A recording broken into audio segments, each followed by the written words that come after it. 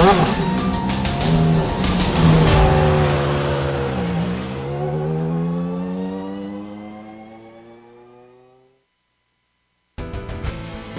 hail from around the globe, and though separated by oceans, they gather in the virtual world for reasons as varied as their locales.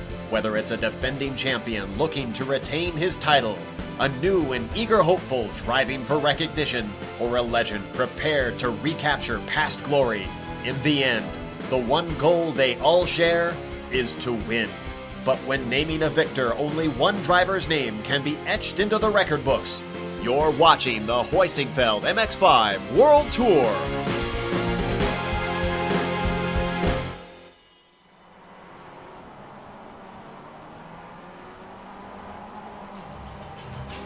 Once more, the road has been driven to the final stop, the last destination.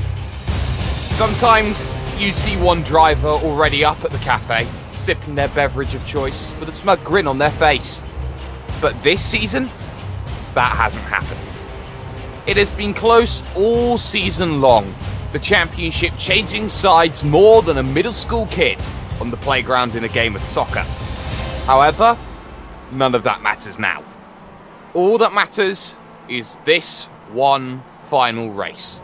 This one race that decides hero from villain, dynasty or legacy, winner from loser. And in a realm where the stakes are raised by 2, we are at the resting place of one of motorsport's greatest drivers, Ayrton Senna. This is Autodromo Nazionale Enzo Edino Ferrari. This is Imola. This is round 13 of the Heusinkveld MX-5 World Tour on iRacing Live and the global SimRacing channel. This is the season finale, and this is Irunon versus Sunny Kantchen. Welcome, ladies and gentlemen, to the global SimRacing channel Countdown to Green, where both men have come before, scaled the mountain, become the king of the castle. However, today, you cannot share the throne. Somebody has to settle for second best. I believe, though, that you will be watching the culmination of one of the greatest MWT seasons in recent memory. For I am #DoYouMind Jake Sperry, the observer of SimRacing himself, keeping a close watch on all the drivers, hoping for fair play from all. Bill Supzahn sits alongside me as per usual, and believe me, he has seen it all, known it all, and probably said it all as well. Joe Peak sits in the director's chair, hoping for as much fun as prior seasons, while the legendary Dougie Beard has provided the cameras at this glorious Italian masterpiece. Soup, Imola is my most favourite circuit. It has seen tragedy and also feats of heroic driving. It has made mortals fear it, and now it potentially crowns a new deity in the SimRacing ranks. Tamburello, Tosa, Acque Minerale, Variante Alta, and Ravazza all stand out as some of the greatest sections of road in racing. But tell us the challenge of this wonderful circuit. Thanks, Jake. You know, truth be told, maybe not as scary in these underpowered Mazdas than in a more powerful machine. Nevertheless, very challenging, and to be honest, well suited for these little MX-5s. Just to clarify, we are at Autodromo Nazionale Enzo Edino Ferrari, more commonly known as Imola, after the nearby Italian town. Built in '53, the original layout was terrifyingly fast. 20 years later, as so often is the case, alterations were made for safety. But unlike many tracks where chicanes feel pasted on, Imola, at least for me, still has a natural, unforced feel to it. The current layout is a challenging mix of straightaways, high-speed curves, medium and slow curves with some slow chicanes. You heard Jake talk about the corners. Overtaking will be into Tamburello and Ravazza, while braver men and women, if we're blessed with Sarah Dove's attendance today, can maybe try to pass into Tosa and Alta in the Alta chicane. The total number of corners stand at 17 over a narrow 4.9 kilometers. That's 3 miles for those metrically challenged. And it's a traditional asphalt surface. Double points, double distance means double pit stops. But except for the fact that pit lane is on the outside of the track, pitting is pretty straightforward here. Again, touching back to what my partner said, this place will be forever remembered for the weekend in '94 when we lost Roland Ratzenberger and also the world champion Ayrton Senna. But since the drivers today are only sim racing, really only the injury is to a bruised ego or perhaps maybe a lost championship. No track-specific rules today, so all you need to do is sit back and enjoy a lap around Imola. All right, we've got Amjad Yaman in the GSRC MX-5, so let's do a lap around Imola. Coming across the start-finish line, you'll just try to straight line things as the track weaves back and forth a bit. This will make it tough to tell whether a driver is defending into turn 1, so expect some miscommunication and maybe some awkward moments between drivers. Down into the braking for Tamburello, there's a little kink in the road, making it easy to clip the outside grass. Get yourself a good launch off the second apex of this section and keep your foot to the floor around the third. From here, we approach Villeneuve. This can sometimes offer a place to pass, but because this first apex is very quick, it's a bit dangerous. Make sure to get the car slowed into the second half because it's incredibly easy to get greedy and push wide into the gravel. From there, you've got a short burst to Tosa, which is another spot where sneak attack passes can sometimes happen. This is a typical hairpin though. Square off the corner with a late apex to give yourself the best run up the hill. With so little power in the Miata, it's very, very important to try to get on the gas as soon as you can. Up the hill, the track will bend a little bit to the right, but you'll want to hold all the way to that side to line up Piratella. This is a turn that loves to make cars understeer. You've got a lot of runoff on the outside, but you can still lose a lot of time if you abuse it too much. Swing back to the left now and spot your brake marker for Aqua Minerale.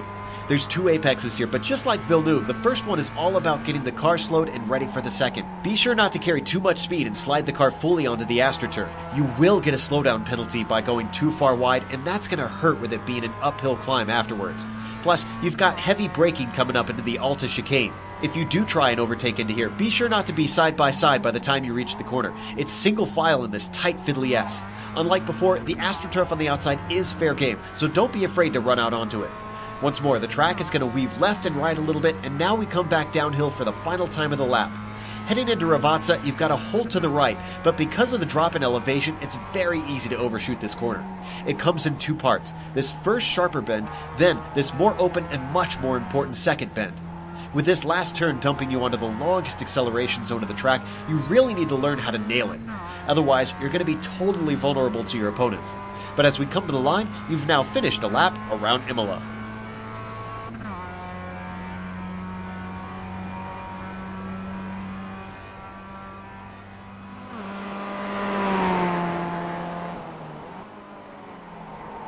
There is the GSRC MX-5 gallivanting around the former San Marino Grand Prix circuit.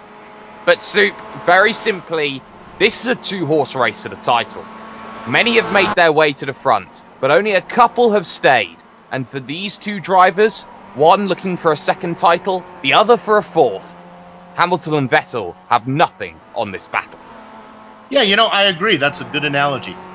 Here's the deal. All the bonus points are frozen. All the no-show compensations have been awarded. It all comes down to the 44-point margin between Errol Num and Sonny Ketchen.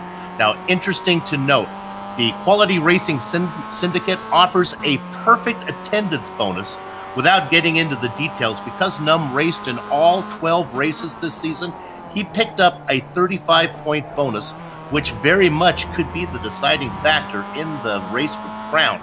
Double points means 200 bagels are up for grabs. Because the QRS uses a rationed point system, with the last place driver locked in at 50 points, we'll need to wait to see exactly what our car count is before we know exactly where the Rolling Estonian needs to finish to secure his crown. I have a pretty good idea, though. How about this guy? AM driver Stefan van Olstroel has been the surprise of the season. Safe in 3rd, maybe. Here's the news on this. The Belgian driver is trying to just be the 2nd person to complete a perfect Ironman season every lap, every mile.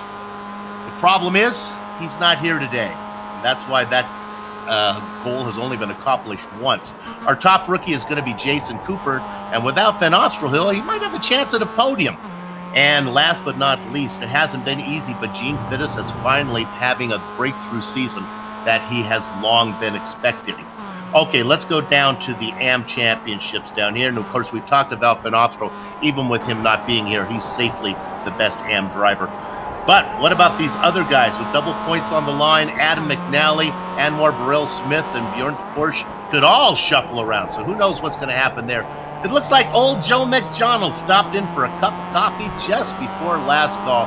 Good to see him up there on the overlay. Let's go ahead and talk now. Jake, throw it back to you.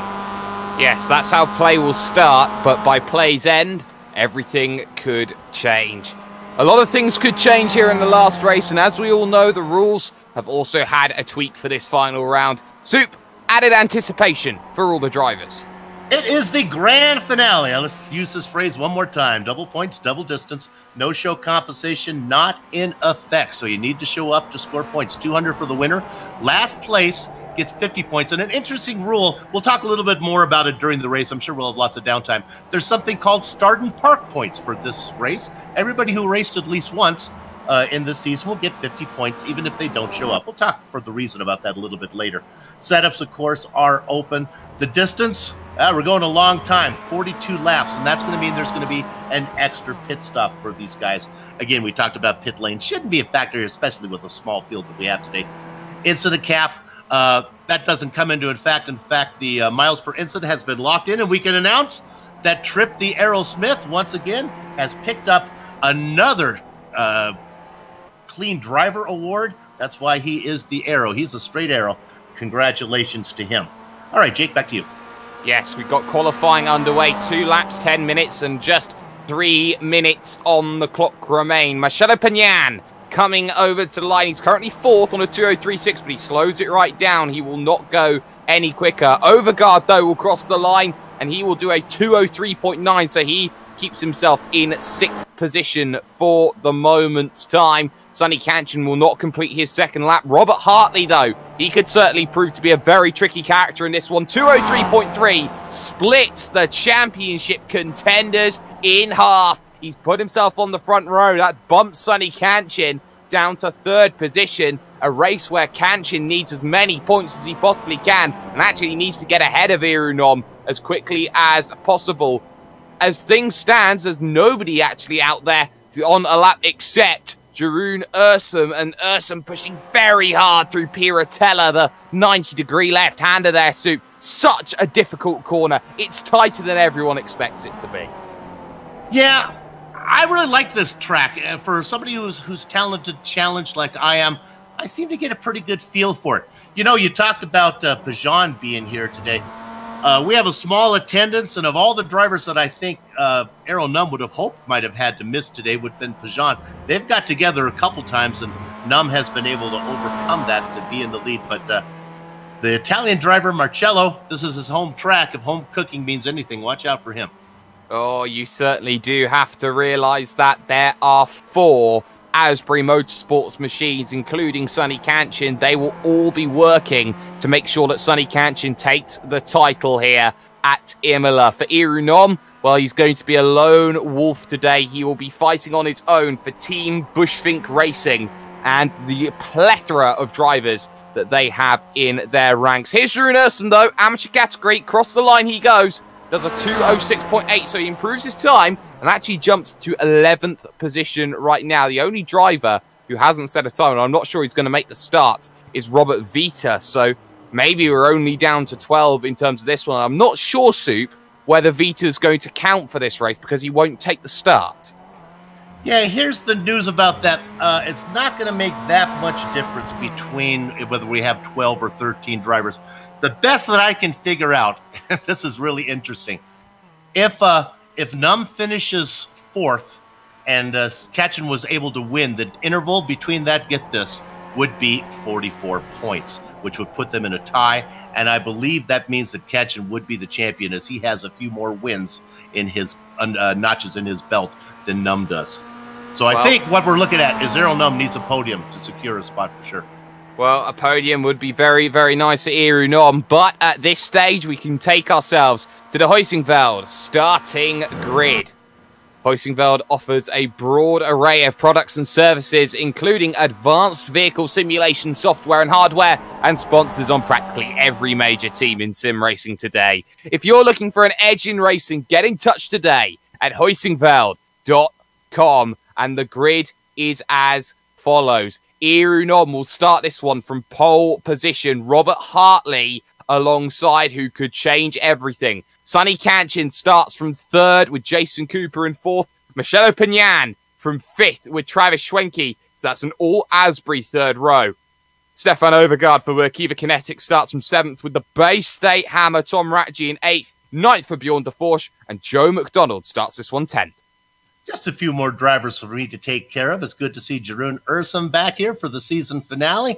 He's going to be starting in 11th, just ahead of a rookie, Arjun Sheppers, in the dozen spot. The Baker's dozen spot is going to be Robert Vitta, and we're not sure if he's actually going to grid. So we could have 12 drivers. A lot of time for the commentators to wax rhapsodic here, as we're going to go for 90 minutes. Well, there or thereabouts. Of course, 2 pit stops here, around a 2-minute lap just over here at Imola. And of course, the run to turn number 1, always favouring those on the odd number. So Irunom, Sonny Kanchin, they will be the ones with the advantage. And Kanchin desperately needs to get to the front. The bad news is his teammates are all behind him, though. Engine notes rise for the final time this season. Green flag goes, and it's a slow start for Irunom. He bogged down, he was slow off of his reaction times, and that allows Robert Hartley to go to the outside on the run to Tamburello. On that outside, he gets himself 3/4 of a car length, now fully a car length. Kanchin may look to attack, he doesn't, and that means Hartley now changes the complexion of this race. Cooper in fourth, waiting very nicely. Pignan and Schwenke working well together. Radji may be a little bit wide as well, but crucially, Hartley through on the run to Villeneuve. The small field gets all the way through safely, and there are indeed 12 drivers here today. Well, they are. So Robert Vita is not going to make the start, but he has the option to get into the race as and when he chooses. If he does, then that's going to change the complexity of the points. But for Irunom, he knows that if he just stays ahead of Sonny Kanchin, he's got this one in the bag. And there's already a divide between Schwenke and Pignan and the group of 4 that leads into Piratella, the 90-degree left-hander, up and over the brow of the hill and back down again as Pignan runs incredibly wide going through that section. Nobody going too wide at this stage. It's a patience game as they get on the brakes into the double apex Acque Minerale. Fantastic set of corners. You've got to be brave on the brakes. You're turning and braking at the same time. Now up the hill towards the Variante Alta, this chicane which has been modified so many times. And what people forget in 1994, legendary Rubens Barrichello almost losing his tongue after an accident there in the Friday practice. And for the moment, now here comes the drafting partnerships as Nom may be thinking about moving to the inside, just showing his nose a little bit there with Robert Hartley.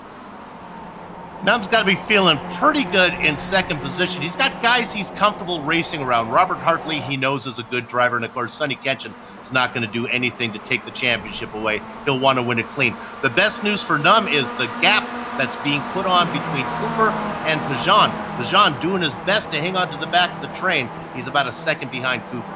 And let's just remember, though, if Sonny Kanchin gets to the front, what will he want to do? Slow down the pace and get them in. Here is Kanchin looking to the inside. Nom covers it with an attack, and there's contact! Contact between the championship pretenders. Hartley gets out of the way, drops himself back down to 5th, but Nom now takes the lead. Kanchin into 2nd, Pignan all the way to the rear, as now Schwenke goes through on Hartley.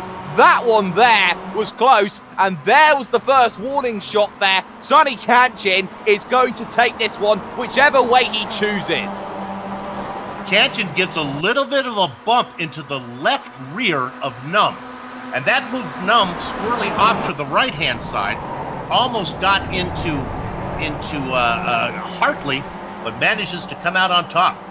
But all of a sudden, the gap now stands at 0.6 of a second between the pair, and Jason Cooper may start attacking Sonny Kanchin if he's not too careful. Not close enough into Piratella and backs off of it. Now Michele Pignan wants to get in on this action. He wants to move himself up onto the podium at his home race here in Italy. Of course, the former San Marino Grand Prix. Great battle back in the pack as well, because you've got Arjen Sheppers trying to attack Jeroen Ursum into Acque Minerale. Not happening. Joe McDonald just in front of that as well. Keep that one in mind. Yeah, it's going to be really important. We'll see what Hartley can do to get back in the mix. He's fallen back to 6th. Stefan Orvgaard back there in 7th. We haven't mentioned much about the base A Hammer. He's back there in 8th as well, still within shouting distance of the leaders. Well, that's all he needs to be in, shouting distance, and he can play a huge factor in this race. Into Ravazza for the second time. Come your leading train of 8 at this stage. Just estranged from the group there is Robert Hartley. He's trying desperately to stay within the 1 second drafting window. 1.5 seconds there or thereabouts, but all of a sudden, Irunom will now come under pressure once more from Sonny Kanchin, the Australian, looking to make his way to the inside now to get past here his championship rival, to now start clawing points back. And here comes that said move to claw some points back, because he's down the inside into Tamburello, and you see how Irunom gave him a lot of room there on that outside. He did not want anything to do with Sonny Kanchin, not one iota. Yeah, this is... You talked about it. Num doesn't have to win. All he needs to do is finish relatively close behind Kanchin. That's assuming Kanchin wins. Of course, the farther Kanchin finishes down the order, the more cushion Num has as how deep he can finish the race and still win the championship. Right now, Num's doing all he can. I'm sorry, Kanchin's doing all he can, and it's not going to be enough if they finish like they are. Well, that's very, very true, but Irunom's just got to stay out of trouble, and trouble is behind Jason Cooper. Panyan and Schwenke are there waiting. Bay State Hamaton Ratji may be falling off the back of Stefan Overgaard, but that pace is now going to start coming down a little bit in terms of times. Look at the last laps that were done. 2:04.2 from Sonny Kanchin, 2:04.2 from Irunom then at the start of this event. Not bad at all from the pair of them, and of course that pace has been a 2:03.2 by Travis Schwenke over that last lap. 2:04.1s from Overgaard as the snake through the Variante Alta goes through. No Variante Bassa just yet, but again, look at Irunom, tucked all the way behind Sonny Kanchin, who defends this small kink right into the braking zone of Ravazza, makes sure that Nom does not have a look down to the inside, but the moment Jason Cooper wants to get in, it's going to be the bit which Irunom does not want to be worried about. This is what the other drivers need to worry about. Do I attack and go for the race and go for pride, or do I stay out of the way of the championship pretenders? Jake, I think you made a really important point, and that's what's in Sonny Kanchin's mind right now. Honestly, there's no reason for him to want to pull away. The more cars that are in this battle, the better. We almost have now a 7-car battle with Overgaard on the back of in the cruise position. Yes, we do, as Nom looked to the outside, couldn't quite find the move, so just sits behind and waits, and now you start thinking, okay, Asbury, you've got to start making some moves here. If your name's Schwenke, if your name's Panyan, you've got to get past Jason Cooper, and then once you get past here, Suit, wouldn't you argue that you have to be absolutely on the rear, harassing Irunom at almost every single corner? Yeah, this is really a chess match going on here. I think Irunom knows it. Irunom usually doesn't like to lead because it burns more fuel, but I don't think he can afford to sit back there in second and let the train be long. I think he's got to get out in front of Num and try to run away with this thing and try to thin down the herd. You know, you made another great point about Asbury Motorsports and Bushfink. Bushfink is everywhere, but they don't have a presence other than Num here in this series. He needs some helpers. He needs some help, but the help will only come through his own fate and his own driving action. There was Stefan Overgaard trying to have a look at Tozer on Robert Hartley. That one did not work out the way that he was expecting, as this train of 8 snakes itself through. Jeroen Ursum has now dropped to the back of the train. It's 10 seconds back now of Shepherds, McDonald and Bjorn de Forge as well, as they have their own little 3-car scrap. But again, Irunom starts thinking about going on the aggressive here towards Ravazza, and this is allowing Jason Cooper the opportunity to close down, because that gap's going to close, and I think Cooper was thinking about a move. He stays on that inside track. That's going to hurt him through this run through Ravazza 1, not through Ravazza 2, but that's pretty much cost him a chance of getting past Irunom. But this is going to allow Marcelo Panyan an opportunity, but the draft is helping absolutely everyone. We were looking at the lead train right now as we ride on the back of Sonny Kanchin, looking back at the Roland Estonian, who has a look now.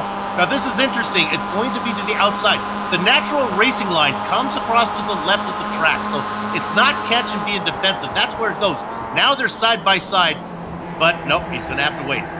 He is. He was on that outside track. If he was braver, maybe around lap 35, lap 38, he would have gone around the outside to hold the inside for the second part to the Tamburello chicane. Instead, they're playing the waiting game. Now, there is one thing that's hurting Sonny Katchen being out front, the fuel numbers. He's burning all that fuel at the front of that train, and that's going to be hurting Katchen. It may mean he'll have to stay longer in the stint that he wants, unless he gets a little bit of help. He decides he wants to start trading positions left and right. But as we know, that one pit stop has had a tendency so far this season to break the train up. So if you want to pit, if you want to make something happen early, you've got to make sure that you've got yourself a few drafting partners to work with. For the moment, though, Soup, it seems that everyone is happy staying exactly where they are.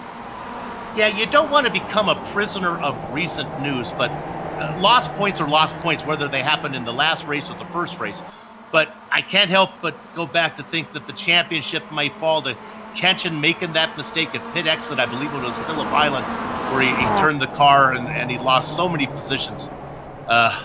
Boy, it's brutal right now. Right now, he's doing all he can, but Num is doing what he needs to do. 8-car train.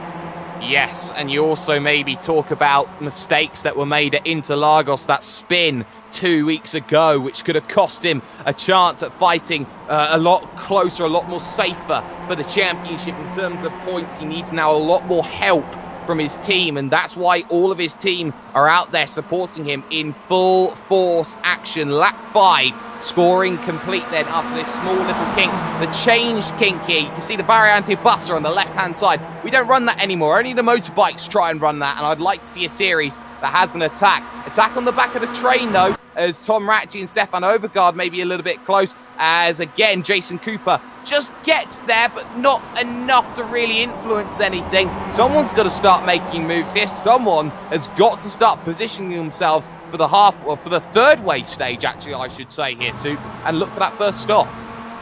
You can see that the front straight is really not a straight. It has a left-hand kink in it. That's why it looks like the drivers are coming across, taking that defensive line. That's really not the case, but it does set you up on the inside for the first corner. You know, just to give you an overview of what's going on. Sorry, Jake, I stopped and then I kept going there, didn't I? Give you an overview of what's going on. You have the 8-car train up front. Then you got poor Bjorn DeForce racing all by himself. And then Sheppers and McDonald in 10th have a little battle.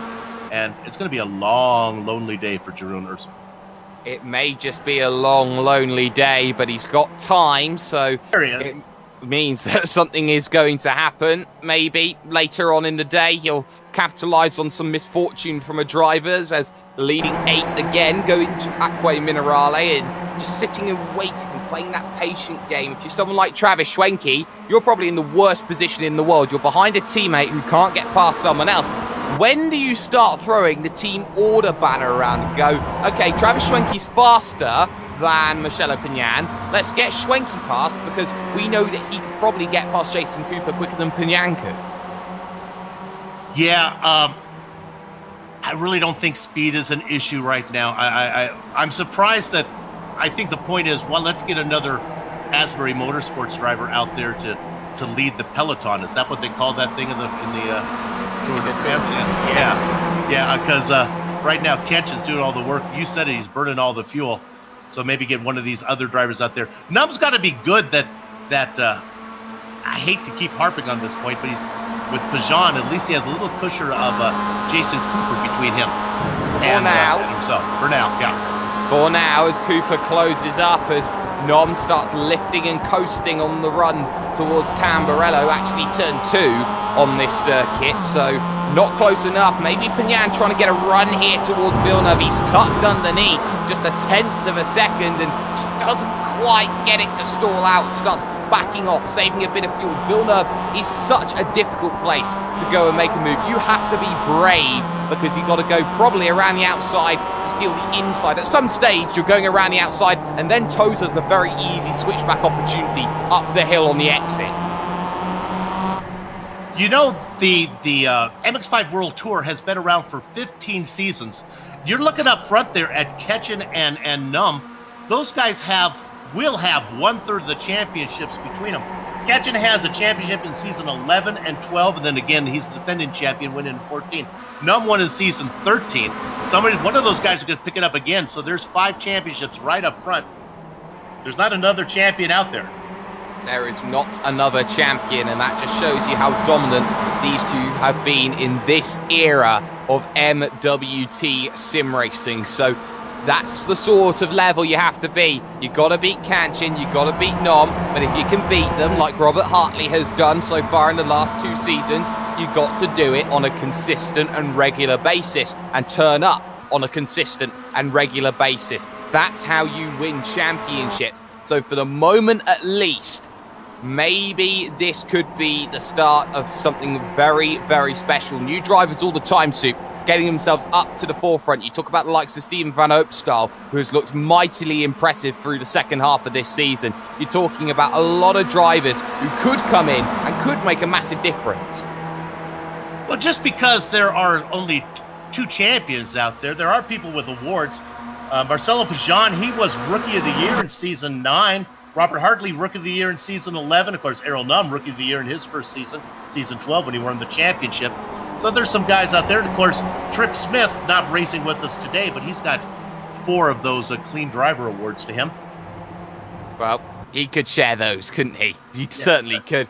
As Arian Shepherd is through on Joe McDonald. So McDonald now back into a further position, just trying to get an eye out for when that happened, and it was over a lap ago, so no need to go to that one then. So Joe McDonald just sitting behind Arian Shepherd, hoping that he'll have a chance to make the move in a little bit. They've not fully gone away from Bjorn de Force though here, Soup. 9/10 of a second. Nope, de Force just far enough ahead that he doesn't have to worry about him quite now. I wouldn't be surprised if the drivers in 10th and 11th just start swapping positions, doing a little bit of leapfrog, and see if they can run down de Force up there in 9th. Well, they've already lost 10 seconds to this train of 8, and that just shows you Sonny Kanchin actually slowing right down this pace. They're running mid-204s at the moment, 204.6s, 204.7, so that's just a testament to the pace, and they could easily find maybe a second on what they were doing. They were doing low 203s for the whole time in qualifying. At least mid-203s seems very, very understandable, so at least a second a lap slower at this stage than what they want to be. This is a fuel save run, surely, from Sonny Kanchin if he's running a second a lap slower than his fastest. Right. Now, I don't think they can one-stop this thing. Of course, I've been wrong more times than I can count, but I really think this is a 2-stopper. I think the pace is all about there's no reason for Ketchen to thin the herd. I really think that's what's going on. I wouldn't be surprised if Errol Nunn, he could really roll the dice here and do what he does so often. Come in early and start running some hot laps by himself. That would force Ketchen to run some hot laps. Well, here comes a pass, maybe.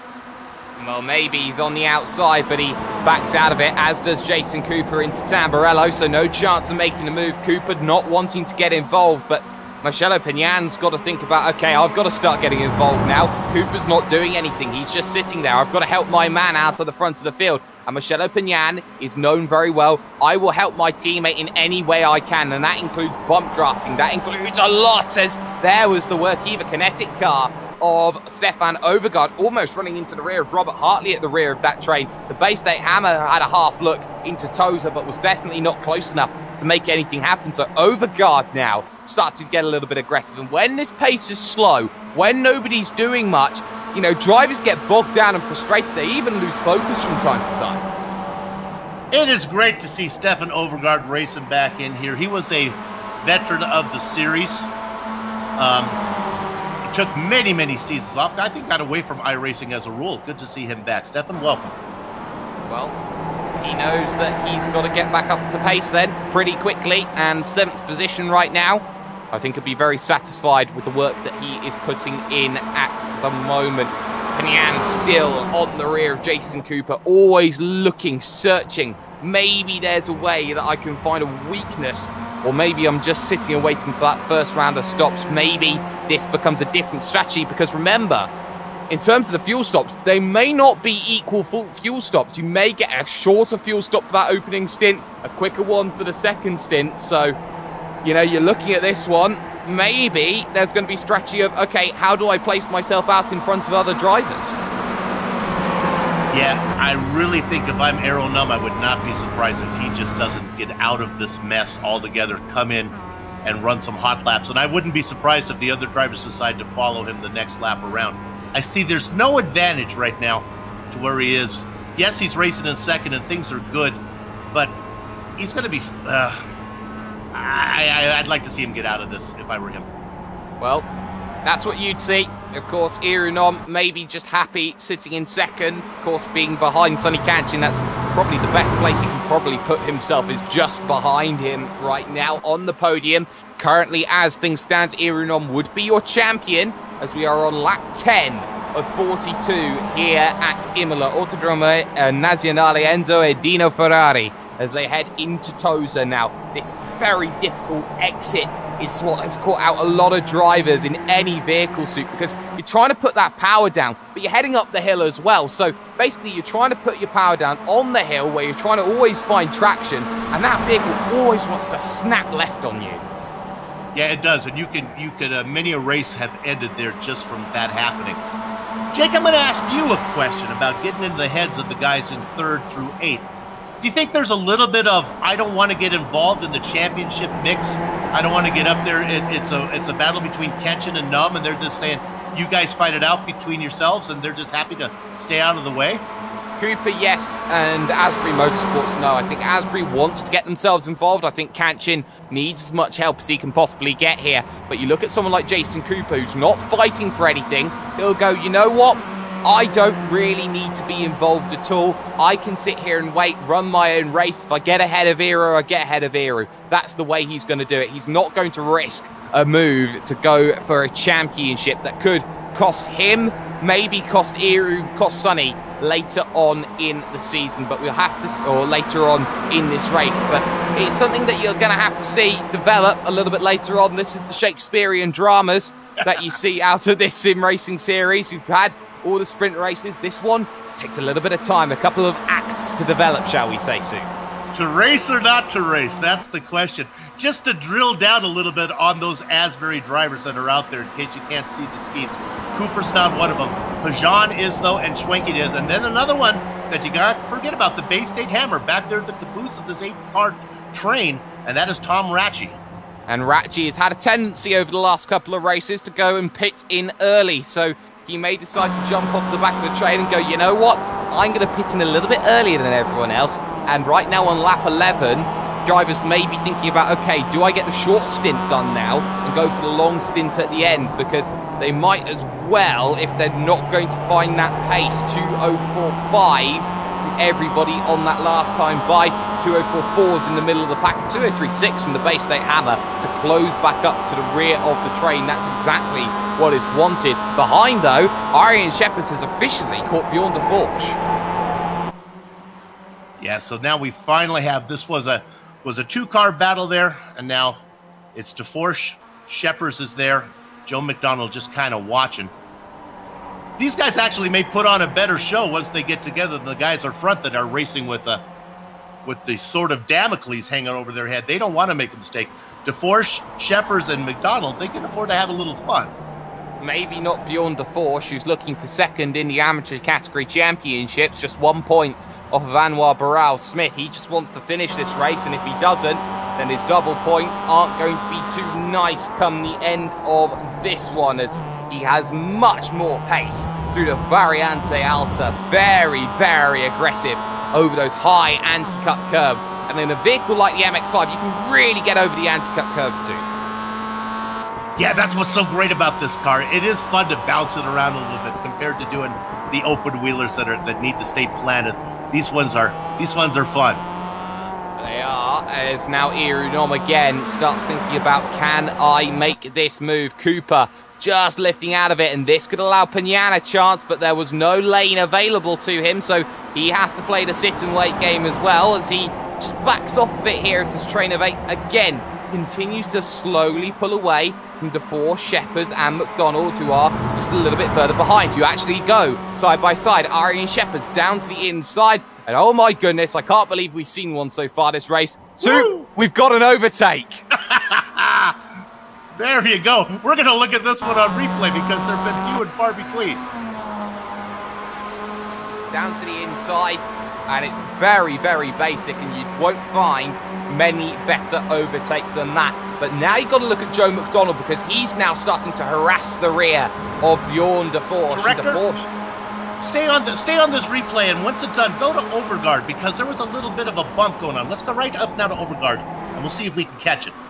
Coming into this corner, watch right there. Let's say it might be a little bit later. It's going to be this braking corner up here. Let's see if I got it right. Maybe a little bit. You're going to see a little bit of the accordion effect. Let's hang on for a little bit longer. Remember, we're on replay now. It'll be the right-hander coming up. Oh, maybe we missed it. There was a bump. You can see that Overguard gets into the back. Let's stay on it a bit longer. I think it's going to come up here. It won't come up soon. No, I missed it. Okay. It was right at the same time we were looking at that replay. Soup, it's like you trying to tell Sonny Canchin that he can't feel safe.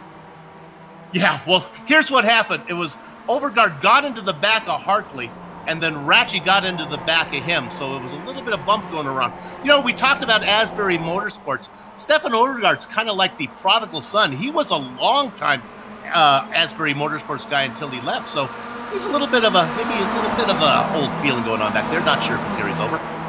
Well, we'll see whether he will have a few allegiances because of that. But now they're starting to fight. They're too wide in front for the race lead as Sonny Canchin now effectively loses it for just a moment here, but is much later on the brakes compared to Iru Nom. Nom wanted nothing of it. We also saw how Jason Cooper went massively defensive on the run into Tamburello, and that meant that there was a certain Mr. Marcello Pignan who could not find himself an opportunity to go through, and Pignan now may start to get a bit annoyed at this because Cooper is effectively acting as rear gunner here for Iru Nom, and he wants to get through. Yeah, Cooper losing that position, or no, so sitting in third. That's where he has been. And Overguard there, just have a look at that because they were side by side through Tozer, Overguard and Ratchie, but Ratchie just unable to pick the power up off the exit, just losing the rear, just wiggling it a little bit. And look at how that's cost them. That's a good half a second that's been taken out just by going too wide through one corner. Yeah, that's where it's been heating up a bit. I tried to get it on replay, but we missed it. That Overguard in that mix, trying to get around Hartley. Now remember, Hartley is really fast.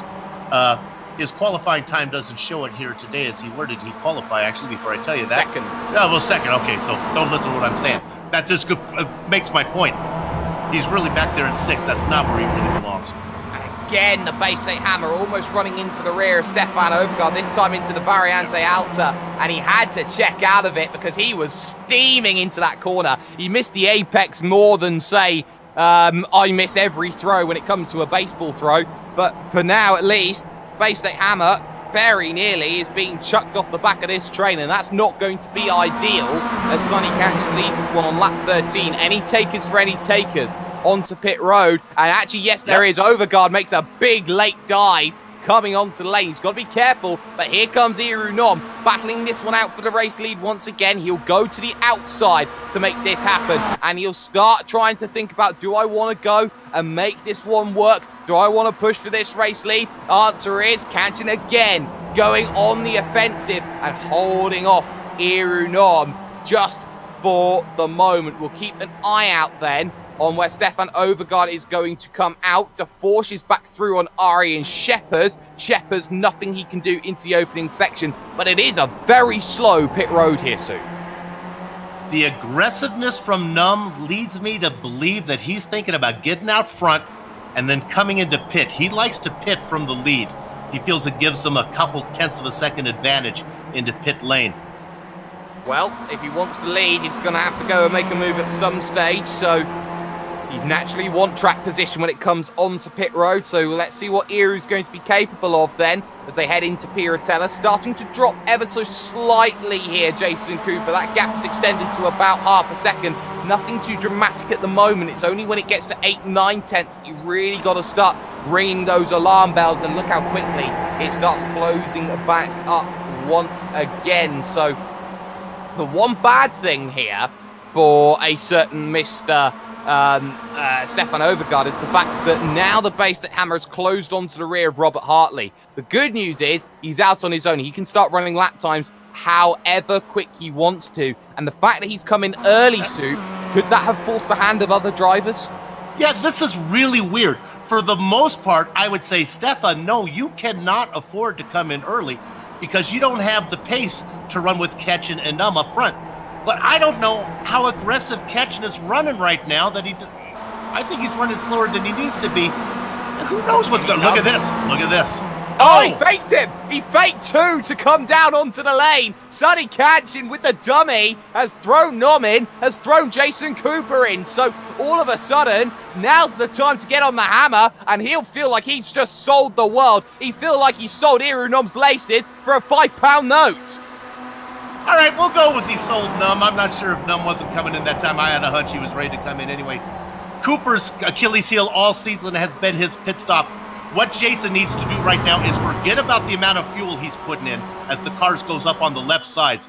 As soon as Arrow leaves, that's when you're leaving. Forget how much fuel's in there. You go when the Roland Estonian goes. And now we'll see if Overgaard can get with these guys as well. All four tyres being changed, so they were up on the left-hand side, they were up on the right-hand side as well. So off goes Nom, off goes Cooper, exactly the same. In is DeForge, in is McDonald, but the big worry is, will they catch Jeroen Ursum through this stint? And where is Stefan Overgaard in all of this? And the answer is Overgaard now heading down the front stretch. Can he make a move? I think he's going to get Jason Cooper here in this one. So Cooper's going to lose out. And Cooper lost out big time in terms of that one. So Nom all of a sudden has himself a little bit of a gap, which is exactly what he wanted on those drivers behind. But now for the likes of Kanchin, etc., it is Asbury Motorsports train 1, 2, 3, and 5 tagging along a little bit of a parasite in Robert Hartley. Yeah, Numb now with 4 fresh tires ago. The car's a little heavier because he took in fuel, but they were only out there for a little while. Now Numb's going to be fast. Now the other team, the guys out in front, they cannot afford to lollygag.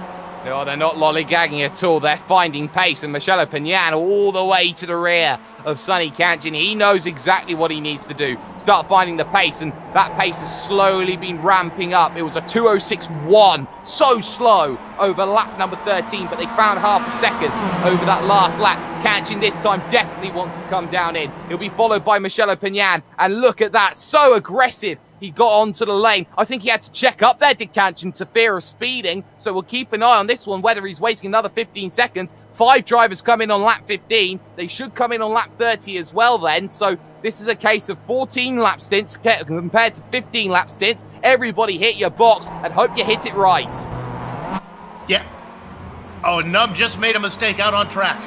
Oh my goodness, Iru Nom's feeling the pressure. That was through the Variante Alta, so he gets himself on the brakes through the left, through the right, and he's all over the curves, and he had to check that one up. He was not in control. That's allowed Overgaard the opportunity to go through. So mistakes are aplenty at the moment. Who goes first? Arian Shepard's now onto the lane as well. Out and away goes Sonny Kanchin. Out and away goes Michele Pignan. Out and away goes Hartley. Ahead of Travis Schwenke. That's going to be vital for the Asbury Motorsports Challenge. Base 8 Hammer just behind. 2 wide down the front stretch now. It's going to be Overgaard and Iru Nom. And they're just coming out of pit road. Here comes Kanchin. He's trying to get up to pace, and they're going to block. They're going to thread the needle. They both go around. Zonta, and look at that. Cooper gets all out of shape. They hold it together somehow. Kanchin still leads. Nom is somehow still second, and it's Michele Pignan now in third, and Pignan start attacking.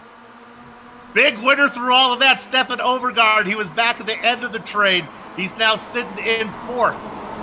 Wow. That changes everything, and they had to go around a certain Pignan as if he was Ricardo Zonta. Here's Pignan down to the inside, though, as they run to Toza. Asbury 1-2, and now it just needs one more vehicle, and Iru Nom will be in the magic 4th spot, which will give Sonny the victory on countback. So Pignan now starts to go defensive, but Nom thought about coming back at him at Piratella. He thought better of it there. He knows he's had incidents. Road Atlanta comes to mind. Iru Nom wants nothing of Marcelo Pignan.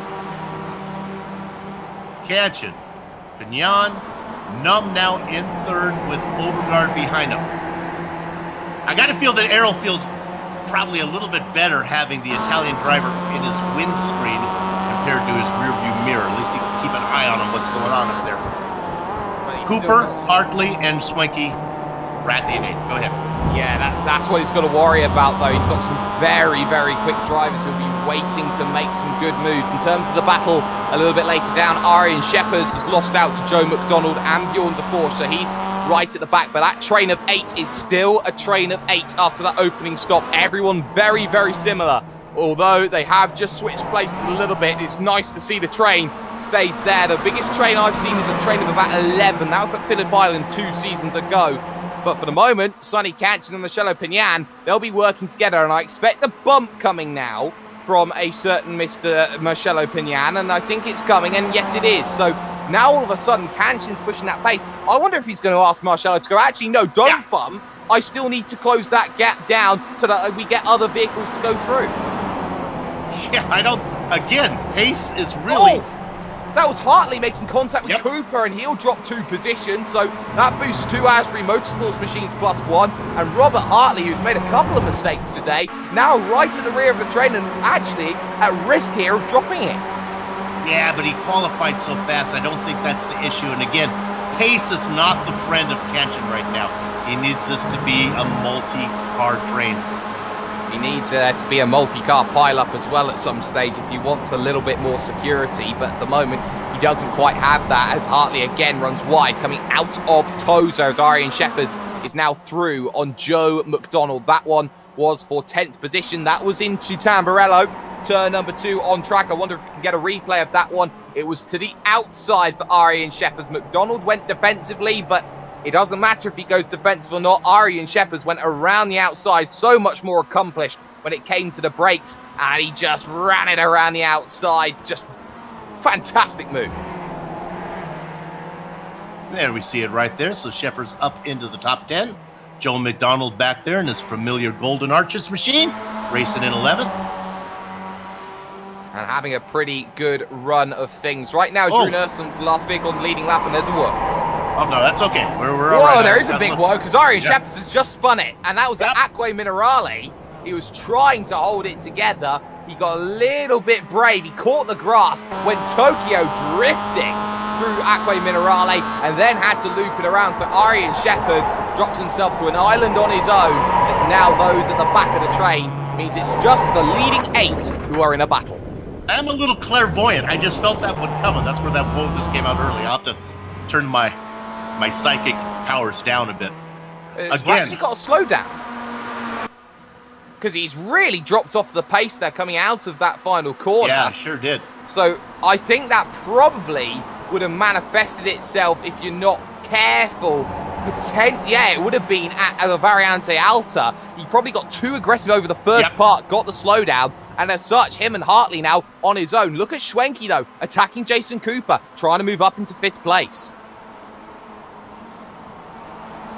Again, I'm surprised. I've seen a lot of bump drafting from Pajan on Kanchan. I'm surprised that they just don't say, let the Italian driver go out there and lead so that Kanchan can save a little bit of fuel. You don't want to make it look like it's team orders, though. Well, we're all watching here.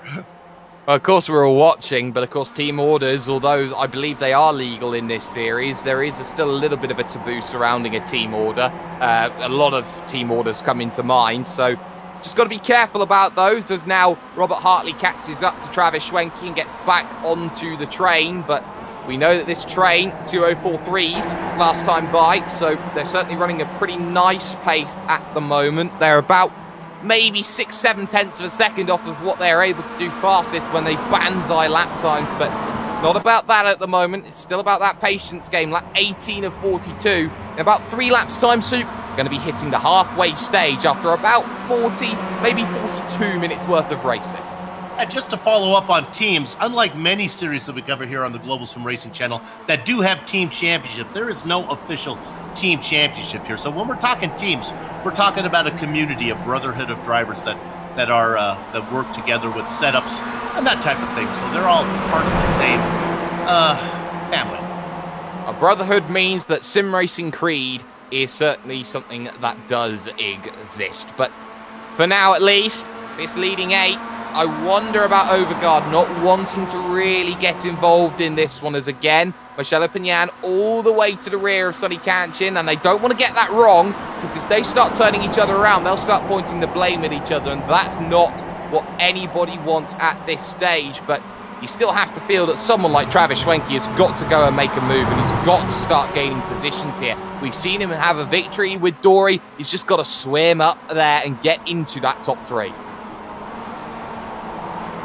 So let me give you an overview of what the track situation is really like. You have the 8-car train up front that we've been focusing on for so much of the race. But unfortunately now, that nice battle that we had back there for 9th with the mistakes that happened, that's broken up. Bjorn DeForge has a 6-second lead over Joe McDonald, who has an 8-second lead over Arjun Sheppers, who has a 16-second lead over Jeroen Ursum. We see you, Jeroen. We certainly do. There he is. And that's the backmarker report, ladies and gentlemen. So it really is. It really is. So actually, Soup, I want to actually get you a talk on something, because you talked about those park and whatever it was points. Yeah, here's the deal. Since there are no, as we're watching the battle up front, so you can see what's going on there while I talk through this. Since there are no no-show compensation points, what has happened in the past is some drivers, let's say Sonny Ketchen, might be not able to race.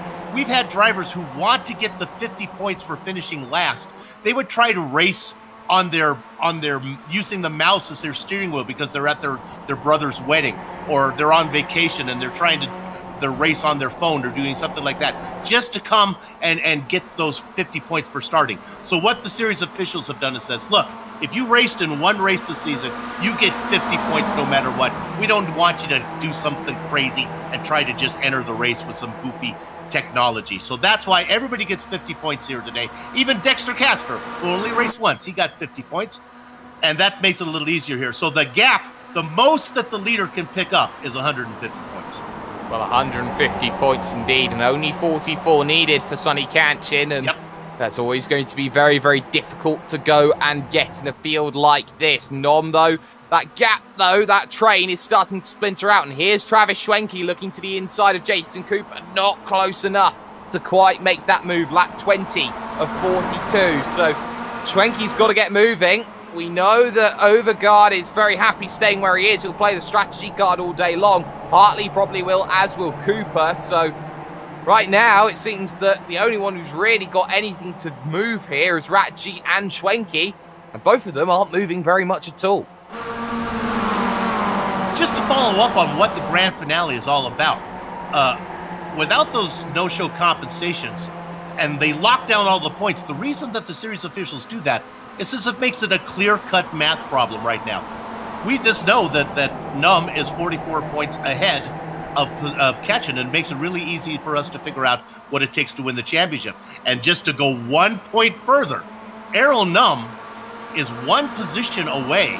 If he falls into 4th, as Overgaard were to get around Num, and that's how they'd finish, your champion would be Sonny Ketchen. Oh, and Overgaard gets a lot of oversteer on the AstroTurf on the outside of the Variante Alta. He has to be careful about that, because that will cost him if he starts being too aggressive. And that's just the pace, the cadence, starting to just be lifted here. 2:04.2 that last time by for Sonny Kanchin as he makes his way through Ravata number 2. This train starting to be splintered out a little bit, and that's not really what Asbury Motorsports wants to do. They want to slow that pace down, get some 2:04.6s back in, and start working on this one again and again and again. Jason Cooper, for example, now starting to attack. 2:04.199 from Sonny Kanchin. Again, it keeps going quicker and quicker and quicker, and not everyone is able to really respond to that pace. So a lot of drivers now making a few mistakes, one of them being Robert Hartley at the moment, who is all over the place through Tamburello. And here's a chance for the Bay State Hammer, who's not close enough, and they've dropped the pack again. Yeah, absolutely. But again, Hartley should have the pace to get up there. Now, Jake, this is something I really should have talked to one of the drivers before the race to see what's going on.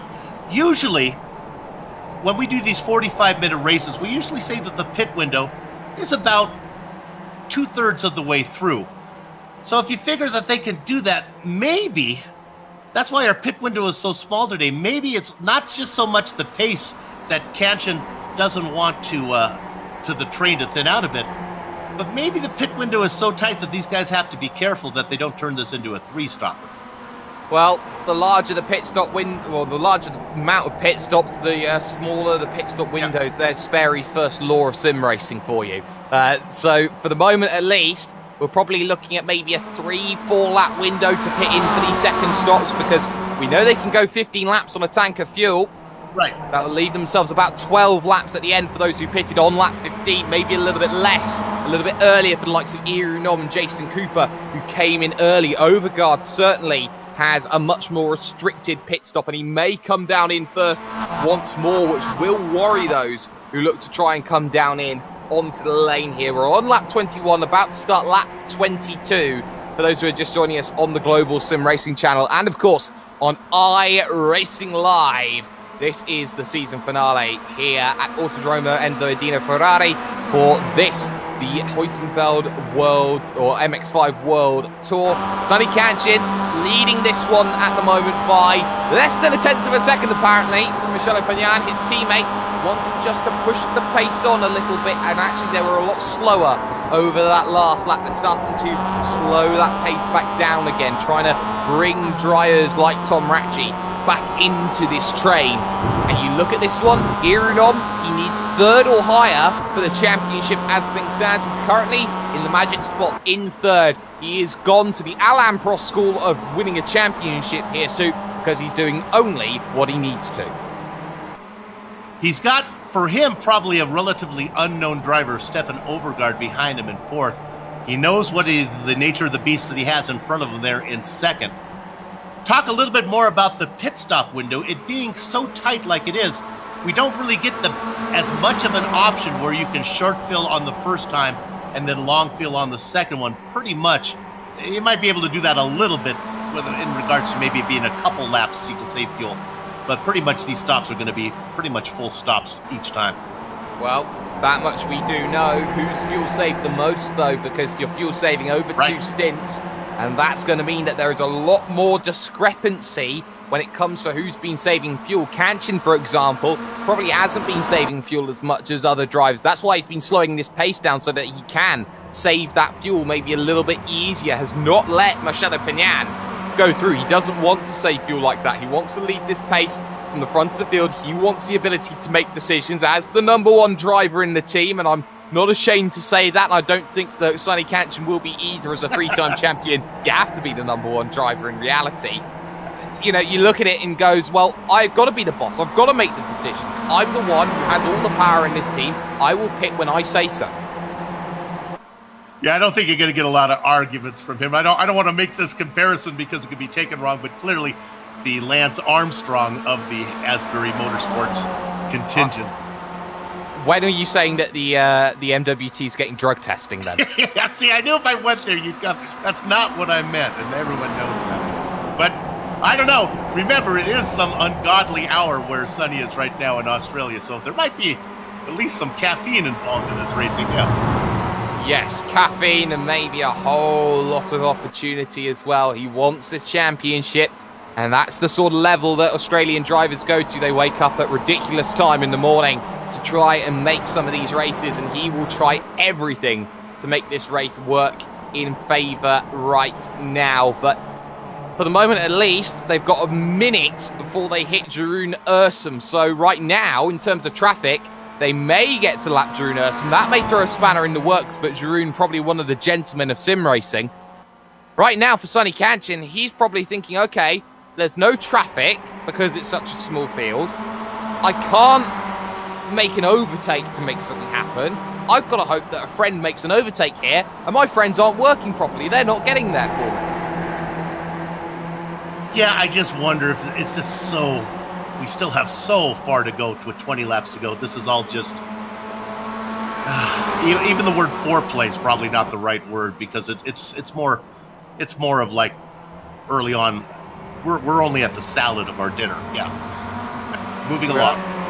Moving along from the salad bar, let's look at the buffet cart then, just for a minute. And really, you've been looking at this season, and we've had so many drivers who have actually gone out and impressed this year, as Kanchan goes incredibly wide through Ravazza 1 and just about holds it all together.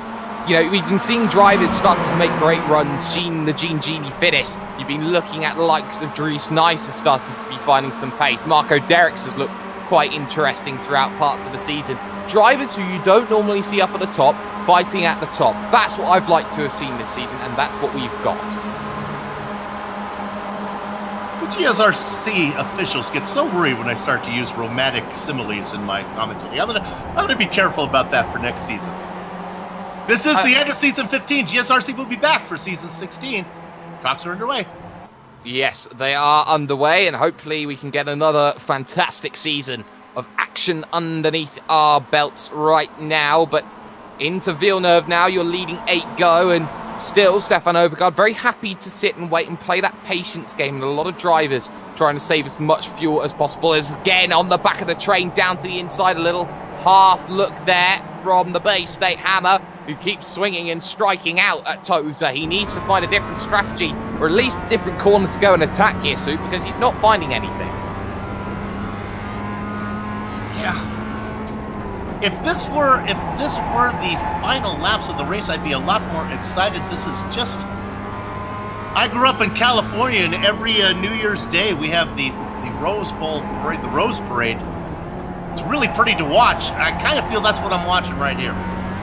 Well, it's a nice parade, it's a nice procession, but right now, this is chess.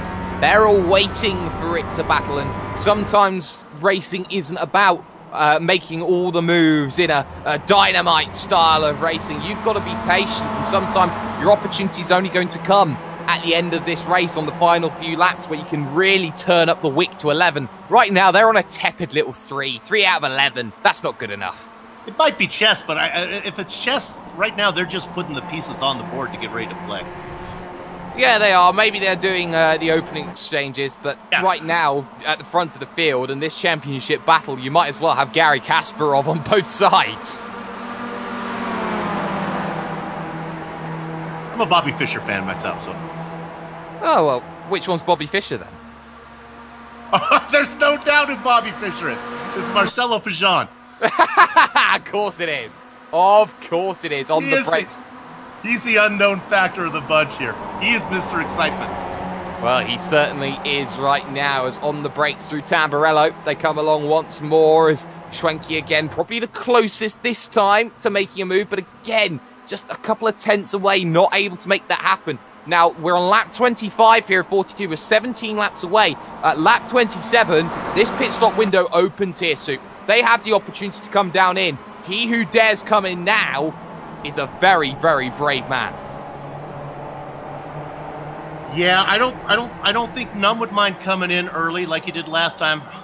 What he has to be careful here is that all the drivers, for that matter, they have to be careful that they come in and they leave themselves enough fuel that they have ammunition to race with when it counts. There is absolutely no reason to put yourself in that position where you have to save at the end.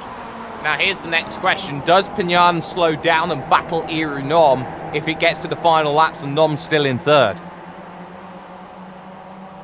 Boy, maybe. Maybe. How's that? Do I get paid to have opinions? But that's my best guess on that one. Arjen Scheppers is out. He came down onto pit road. He had a spin, and that spin was at the Variante Alta. So he got himself through the corner, tried to put the power down, and it just looped around. No engine, no nothing. I think he just called it quits potentially, because he'd just run wide maybe a couple of times. Nothing really to suggest that there was anything major. There was a lot of damage on the front of the machine, so I'm just trying to check whether he's actually collided with a wall at some stage, and I don't think he has to. Now, remember, Arjun's really not racing for any point-standing positions. He's just kind of getting a feel for what's going to happen here in Season 16. This could just be a case of, attrition due to boredom. Well, sometimes when you're racing on your own, the motivation factor certainly sometimes isn't there, but I would never scoff at a chance to get a few points here and there. That much I will definitely say. Lap 26 then of 42. And side by side, Schwenke versus Cooper. Schwenke was looking, but the gap just diminished on him, and he just couldn't quite make the move. Now, this is bringing in a different factor entirely. This train's opening up here. It's a train of 4, and then it's another train of 4. So all of a sudden, with Robert Hartley losing the position now to the Bay State Hammer, Tom Ratchey, that one was down into... Well, actually, that was that last lap, so managed to make that one work. Fantastic move from the Bay State Hammer. Managed to be able to do that one last lap into turn number 1. All of a sudden, Jason Cooper's losing touch to Stefan Overgaard, and Overgaard all over the back of Irunom. Slow down, Sonny. You're losing your train. Yeah, absolutely. Just easy, boy. Easy. Slow it down. There's no need to rush at 1,000,000 miles an hour. Right now, you've got to really be careful here. And, of course, that pit stop window probably opening next time by. So we'll see if there are any takers on lap 27. Probably lap 28 will be more likely to see a pit stop than lap 27. But for the moment, at least, Jason Cooper's caught up. Schwenke hasn't just yet. And that's maybe what Sonny Kanchin and Marcello Pignana are probably waiting for in this situation. Can I close up to the rear? Can I start thinking about these battles? And it makes you think at the moment how other drivers are the legends of this series. Jan Koemans, John Deuce Allen. You're looking at all these sorts of names, maybe even Amjad Yamin, GSRC's very own, how they would take this situation in what is a very, very tepid finale at the moment, but one which has a lot of tactical thoughts behind it. Series has been around for 15 seasons. You talked about some of the big names that have been through here. Jan Koemans, of course, a 3-time champion. Amjad Yamin won in season 10, the last champion other than has the last name of Kenshin or Num. Of course, Yamin won his championship. I always put this in and it bugs him. Won his championship without actually winning a race that season. But there have been more big names that have gone through here. How about Glenn McGee? He had a cup of coffee in this series. Has gone on to race real-world MX-5s, as has John Deuce Allen. So a lot of guys. And we had seen Koba Lopez, who's always racing in events all over these underpowered cars. Koba very fast. Evan Maillard, another driver who was really good. Ade Cobra, of course, now part of Vodafone Giants Gaming, arguably one of the biggest esports teams in all of Spain, have had massive, massive followings in through the likes of League of Legends, Dota. You talk about Vainglory as well. They are certainly a team on the rise and one of the big esports teams of the future. Keep an eye on the Vodafone Giants in that sort of respect. But for now, at least, you got to keep an eye on Sonny Kanchin. Lap 27. This is the big magic moment, and he runs very wide to the Variante Outer. He's got to be careful about running wide to that Variante Outer. It's so easy to pick up incident, maybe even off-track slowdowns if you're not too careful, if you run far too wide and carry far too much pace. And a oh my goodness, look at that. Yeah. Wow, he is really struggling. I think he's just been thrown out of his rhythm a little bit, and everyone else now starts checking up, and nobody wants a piece of Irunom, who's in third, and has given himself quite a bit of gap, mind you, to make sure that he's not involved in any way with Marcello Pignan and Sonny Kanchin, and they are going to be start thinking, okay, well, this gap's 0.7 of a second. Here comes Overgaard looking to the outside. Now, this is a vital, vital move here for Sonny Kanchin, and it's not forthcoming. Wasn't able to pull it up alongside. Sonny Kanchin now is getting a bit of help here from Stefan Overgaard, and Overgaard could be a huge factor. Yeah, Kanchin there for a little bit was trying to waltz to a samba, but I think he's got his rhythm back now as they're coming up on Jeroen Ursum. Yes, they are. And I think Ursum's come down in and made his second stop. It was a 2:43 that last time by. So I'll just get an eye on this. No, I don't think it even was a pit stop. I think it was something completely different. Am I wrong? No, he's come in. He's made his second stop. I see 2 stops for Jeroen. So 13:13, he'll do his long stint now. So now they're hitting the lap traffic. Ursum should get out of the way. But Kanchin wants a little bit of anarchy at the moment, a little bit of discord could be in the offing, and that's what he wants. Well, you never know. Series officials are always looking for drama, at least some series officials do. So maybe as Jeroen Ursum, who's part of the management team for this guy. So maybe he'll stay out there and make the broadcast interesting. Well, if you can't make the broadcast interesting through the racing action, you might as well affect it yourself. That's there you go. That's right. I wish I just had a competition caution I could throw at some stage and go, right, with 5 laps to go, let's have a shootout. But at the moment, at least, Jeroen Ursum, just about within a second and a half, he'll start getting the blue and yellow flag to say, okay, you're now in lap traffic effectively. Move out of the way. It's advisory, I must say, not compulsory to move out of the way. He has no obligation to move out of the way. Seems to me if you race the My Little Pony car, you should be able to do whatever you want out there. Oh, in comes Overgaard, in comes Schwenke, in comes Ratchy, in comes Hartley at lap 28. The rear of the train all had the same thought. Get moving. And now from 5th all the way back to 8th, apart from Cooper, so 4th to 8th, they've all dived at exactly the same time. So battle on pit road between all of them, and Overgaard should be the one who stays the longest, I think. I wonder if Jeroen Ursum didn't play into their thought process there, thinking that maybe there's some lap traffic that Ketchum will have to deal with, as we see that happening right now. Oh, and Pagnan was thinking about going down to the inside. Ursum desperately trying to stay out of the way, goes over the curb, but it did check up the pack, so that's crucial. It's allowed Cooper onto the rear. Nom's been checked, Pagnan's been checked, Kanchin, crucially, has been checked. This changes a whole lot here, and looking at who's come out to pit road, Overgaard, the big loser. Schwenke's got out, then followed by the Bay State Hammer Tom Ratchey. Overgaard, then Hartley. So all of a sudden, Asbury at the front of the train, they're working hard. This is Asbury Motorsport at its finest. And they don't have Ursum to deal with. Ursum did a great job of getting out of the way, but it did cost them a little bit of time. So now we'll see if these guys can do the undercut here and see if Schwenke can get to the lead.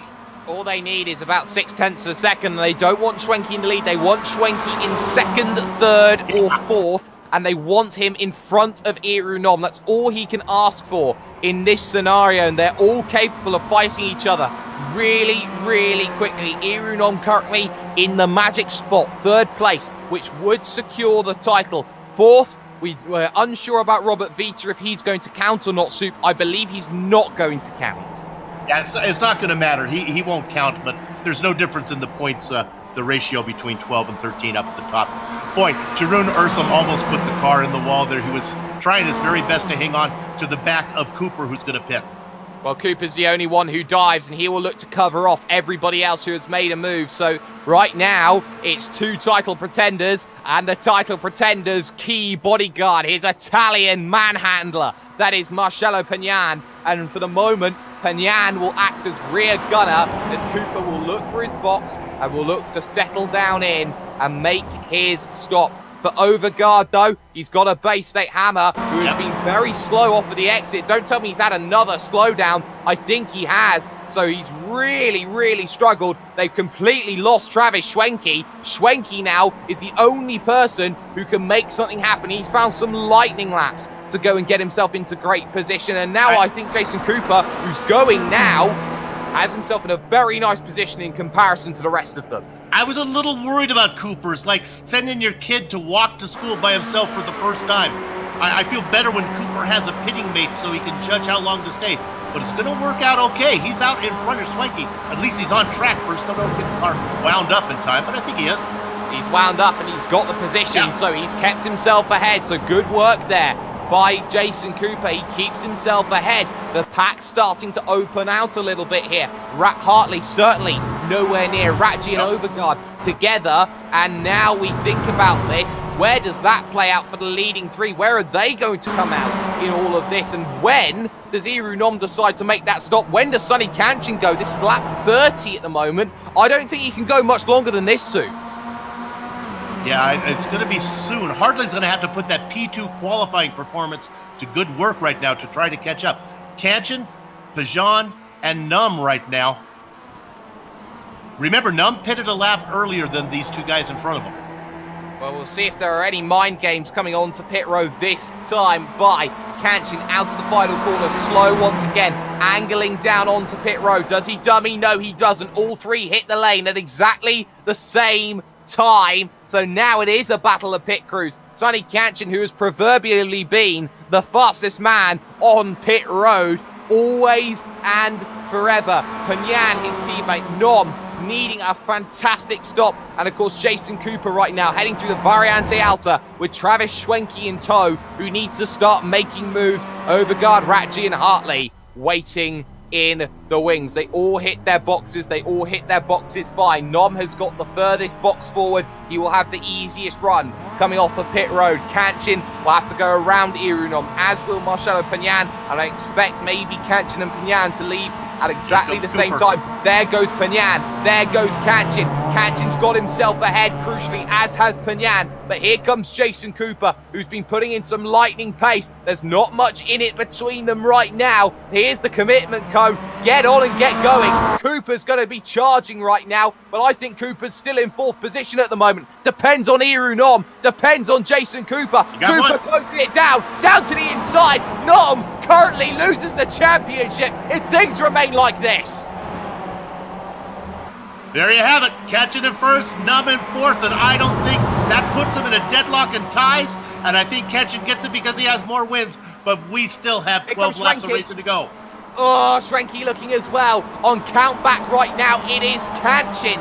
So for the moment at least, we know that Jason Cooper has moved himself up onto the podium. Irunom back and forth, probably has some decisions to make. Probably has some moves that he's got to do, and of course it will be made a lot worse with Dory just behind there. Travis Schwenke looking for an opportunity. I'm acting a little bit like Dory right now, losing my brain, losing a little bit of brain cell power, but for the moment, Sonny Kanchin's where he needs to be. The bad news is Irunom's in a train and he can make moves. Couple interesting points to think about. Back in 8th position is Robert Hartley, but I think he has the pace to get back in there. And once he gets on the train, he has the pace to be an issue. Another thing that will seem real trivial right now is Jeroen Ursum got back on the lead lap when the leaders came into pit. Why do we care? I think Ursum's going to be in the mix here when we get close to the checkered flag. Well, it depends. I think Ursum was maybe a little bit too early with his stops, and I think that he's going to have to come down in once more and make a stop, a third stop on the day. So he'll probably cycle out back, but on the brakes, left-hander of Ravazza, and Sonny Kanchin all of a sudden can start stretching his legs and running a high cadence because he knows that he's in the money spot. He's in the right position to make this happen. Travis Schwenke currently in 5th. Now his role is to harass Irunom, make his life difficult, make sure he doesn't attack Jason Cooper. Even better would be allow Cooper, Panyan and Kanchin all to break away at this stage too. Yeah, now with this position here, if Kanchin wants to make a run for it, bring Cooper with him, that would be perfect. That would be absolutely on fire, like the Guy Fieri livery on Jason Cooper's machine. Here is Travis Schwenke, though, looking to the inside on Irunom on the run to Villeneuve, the Gilles Villeneuve chicane. Not quite finding it, and again, still Travis Schwenke looking at that corner. He gets a great run off of Tamburello, but he's never able to make it work into Villeneuve, and for the rest of the lap, he's then scrapping to stay within 0.2 of a second, and that's where Travis Schwenke, I think, has found his weakness here today at Imola. I cannot wait to ask Errol Num in the post-race interview if he did the math the way the GSRC did. I will be very surprised if he doesn't know exactly what he needs to do. Right now in 4th is not where he needs to be, and my best guess is he knows that. Well, we'll see. On the brakes, Acque Minerale, up the hill they come along for the 32nd time when they cross the line. Just 10 laps remain in this one, and nothing was too untoward in terms of the fuel stop strategies, I don't think. I think everyone's got enough to make this one over to the line. We haven't seen anything radical in terms of those sorts of stops, but what we do understand is they are going to be sitting and waiting. We may not see fireworks at the front. It depends if Jason Cooper wants to start getting involved with Panyan or not. And Hartley is back in a caboose position. He's ran him down. Well, that's all he's needed to do, run him down, position number 8, and we'll need to get past the base 8 hammer quickly and up through the gears and the positions if he wants to get anything out of this final race of the season. Remember, Even though you're racing for pride, you still want to finish as high as possible, and you'll start making moves. You won't care who it is. Yeah, here's the problem with Schwenke. And by the way, Schwenke and Hartley Hartley and Ratchy are good friends, at least on the racetrack. Ratchy has a tendency to pick up slowdown penalties. I'm not so sure if I'm comfortable being behind him right now. Oh, look at Schwenke. What a run through Tamburello again. Moves to the inside once more. Had to check up slightly as he had to move in avoiding action thanks to Iru Nom. Nom again, though, very good around that outside to that first part. And Kanchin runs wide through the second part of build-up. This checks up the field. And now here's a look. Half there from Panyan, trying to defend off Jason Cooper. Hello, Fireworks. Are we starting to kick this one off? I think we are, sir. I think we are indeed. Schwenke is being really aggressive on the trunk of the Roland Estonian. Overguard back there in the popcorn position, waiting for the opportunity. I'm a little nervous now if I'm watching this race from Estonia, because Num, boy, he's in the middle of it. Estonia holds their breath along with Iru Nom. For the moment, at least, it's not enough. On countback, it will be Sonny Kanchin because of his 6 wins so far this season to Iru Nom's 3 wins so far. Iru Nom understands this. Iru Nom has got to go and make a move and make this one good. If he's got the maths wrong, then this could be fatal, but we'll keep an eye on things. Maybe he's just waiting for the opportune moment to strike when it comes to the driver in front. Schwenke, though, he knows he's got to be aggressive. He's got to be the man to go, you know what? I've got to get down the inside. I've got to start harassing Iru Nom, and he's done so out of Tamburello every single time. He's got to do it more, though, than Tamburello. He's got to now do it into Tamburello if he can, because he's so great through Tamburello. He'd get the move done. 10 to go, working 9 to go here as they cross the line. And Urson's in for the 3rd stop. That's good news for everyone. I don't know who that's good news for. Probably good news for everybody, yeah. Here comes Iru Nom on the outside, and Panyan's got to check it up. They both check it up. Around the outside, he tries it. He's not going to quite get it. They leave each other room. Ratchy has a mistake behind, and the door firmly slammed shut. They're fantastic defense from Jason Cooper. Nom had to fall back into line. Ratchy now off the back of the train indefinitely now, surely. But that there for Iru Nom was, I'm going to attack now, I'm going to get positions, and he looks to the outside now as he comes to Toza. Got to be brave if you're going to do that. You're going to start losing the train, but look at how wide Cooper is. He just holds it, and now Schwenke wants in. Schwenke was right on the tail of Num. Num's whole championship depended on whether the rookie Jason Cooper could hold the inside line. Cooper did. You can tell that Num is ready to go. But we know that Nom's got more chances than just this, and the more that they battle, the more that they allow Panyan and Kanchin to break away. I don't think that they will play too much of a factor anymore in terms of this one, unless they make a mistake. There's the mistake from Cooper, though, to the outside, heading to the Variante Alta, and this may just be Jason Cooper. I'll fall back into line, and he blocks off a certain driver as well. Up into the podium then goes Iru Nom, his championship back in his hands, and behind goes Stefan Overgaard, too greedy through the left-hander. He was over the second cut curb, and all of a sudden he's put in trouble.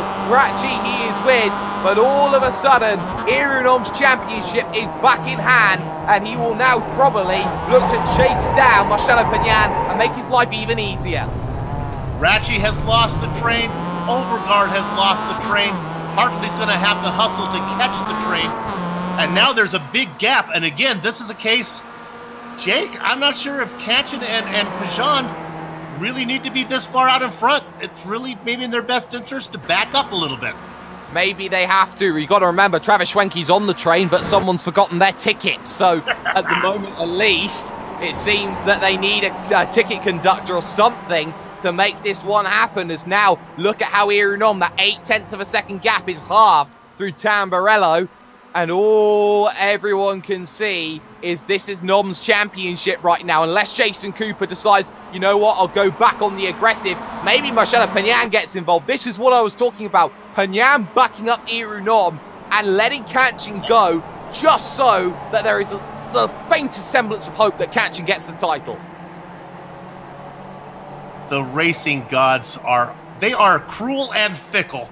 The fact that they're putting Pajan and Num back together again, nose to tail, for the championship with catching out in front. I call that fate suit.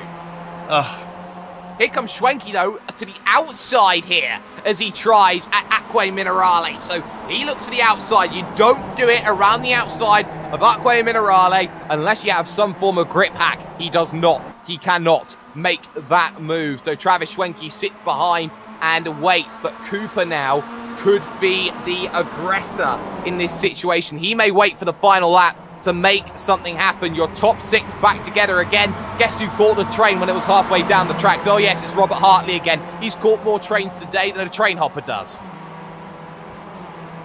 We talked about fate. I think the line is we are all here because of the sum of our paths and the unswerving punctuality of chance. And that's where Num and Pajan find themselves nose to tail with the championship on the line. Sonny Ketchen doing what he needs to do. All that he needs to do, and Jason Cooper now has dropped back ever so slightly as now we start thinking about this. 7 laps to go as they cross the line. Kanchin leads this one. Out of pit road comes Jeroen Ursum as he looks to get going. Now Iru Nom closes up. Does he want anything to do with this? Answers no. Schwenke on the outside now of Jason Cooper. They're starting to battle. That's not what Sonny Kanchin wants. You probably may ask, Schwenke, don't make the battle. Don't drop Iru Nom. Whatever you do, I don't want to back up any more than I have to in this situation. I want to race well within my limits. So what you're saying is, Kanchin and Pajan, they're happy first and second. They just don't want to be way out in front. They want to back it up, and that gives Cooper and Schwenke a chance to get in there. Oh my goodness, oh, yeah. Travis Schwenke looked for the inside at Toza, had to back out of it there. He almost caught the quarter panel of Jason Cooper. Cooper, oh my goodness, he was almost around, and that would have signalled the end of the championship unless Panyan decided that he wanted to go fisticuffs with Iru Nom. There's no other alternatives at the moment except Jason Cooper's got to find a way through for Sonny Kanchin to take the title. At the moment, it seems that he is very content sitting in 4th position right now. If he gets a podium, and I think he may want a podium, he could decide the championship in his Guy Fieri colours. I gotta figure that Num has... I don't know how much he takes the team concept into play here. I gotta figure he feels better with an independent driver behind him than having another Asbury Motorsports guy on his tail. Well, we saw what happened after Road Atlanta. He accused Marcelo Panyan of basically trying to play this one so Sonny automatically gets the title. Of course, Marcelo Panyan denied anything of that. The backstage politics have played a huge factor throughout this season between Nom and Kanchin. Nom, who has been here every single race, there or thereabouts, has been there and has been the bridesmaid so many times this season. I think he's had something like 7 second-place finishes over 13 races. He wants to take the title. He hasn't won the most, but he has been the more consistent of the drivers. We know that Sonny Kanchin has been the more winning driver, but he's made 2 massive mistakes. One at Phillip Island, and there was a half look there from Iru Nom on Marcelo Panyan, and he didn't want to commit to it into Tamburello. We know that we've seen how good that Sonny Kanchin's been, but we've seen the 2 mistakes. One at Phillip Island, one at at Interlagos. Those are what have cost him. It now comes down to he who can, and it's a half look again from Schwenke, who decides to back out of it once more. And all of a sudden, Cooper trying everything to get in, and now Robert Hartley's trying to get involved.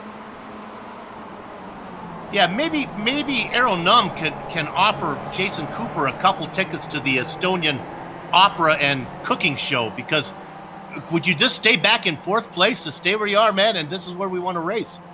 Well, we know that the more that gap pulls out, the more it's going to slow down. And in fact, the more it will allow Baystate Hammer Tom Ratji and Stefan Overgaard back in, which is a nightmare for Iru Nom because it means that's more vehicles that could potentially run into contact. Yeah, as much as I appreciate the talent of Ratji and Overgaard, the fact that they can catch back up to this train, I think just cements the point home that Kanchin maybe not running as fast as he can.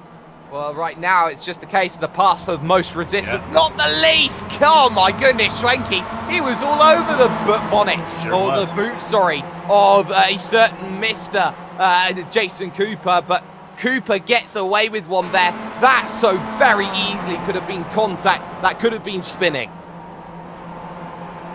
Welcome to the caboose, Tom Ratchey. Oh yes, welcome to the caboose. 5-lap warning comes fully into view now for the championship. Kanchin still in front, Nom still in third, and Nom has a gap as well. Here comes Travis Schwenke though. He's thinking about going hard to the inside. There's no room. There's no room. He holds on to it. Suddenly, Travis Schwenke's impatient. Again, he dives to the inside. Cooper tries to play Jean Lacey with him and goes to the outside to try and make it happen. He holds on to it just for now, and they're starting to lose the back of Irunom. Disaster. And now, Travis Schwenke wants in, and Hartley wants in. Everyone wants in. We're all in. There is no worry about losing the train. Schwenke couldn't get to the inside line. Had to take a weird racing line. He almost loses it, but he keeps it going. He did actually swipe across the tail of Cooper down the front straight as he tried to go from the inside to the outside, but Cooper kept going straight. Now, this is where Kanchin, I can't believe I'm saying this, Kanchin's got to slow down again. He has an overguard to the outside as he looks to get past the Bay State Hammer for 7th position. An overguard down the inside at Piratella. He will make the move stick. You don't often see a move there, but there is the rare occurrence where Piratella starts making the move. The last time I saw Piratella make something, Kanchin goes wide. Kanchin runs wide. He holds it together, and there is going to be a slowdown potentially. And look at how this checks up the field. They're too wide, too deep like Noah's Ark. Nom's still in 3rd place. How is Kanchin still in the lead and Schwenke up into 4th position? Get yourself going. This championship has just turned to 12. When Kanchin got wide, Pajan had to back off the throttle. Nom had to back off. He got the car really sideways, but Arrow kept it straight. And there is no slowdown unless he's late to serve it. Kanchin, Pajan, Nom, and Schwenke. Either he's already served it by just hitting the brake slowly up the hill, or that he's not got one, and that for Sonny Kanchin is vital. You can get away with a slowdown, serve it incrementally again and again and again. Here's Robert Hartley though. He's going to start attacking now. Travis Schwenke's role is simply this. I've got to attack Irunom, and there are no buts anymore. I've got to. Here's Robert Hartley though. Down to the inside here of Jason Cooper for 5th position, and I think he's going to get this one sorted. Last of the late breakers. Oh, look at that. Great hold from Jason Cooper. And here comes Ratchey looking now for an up and under. Oh, they're ganging up on Cooper now. They're showing him no mercy.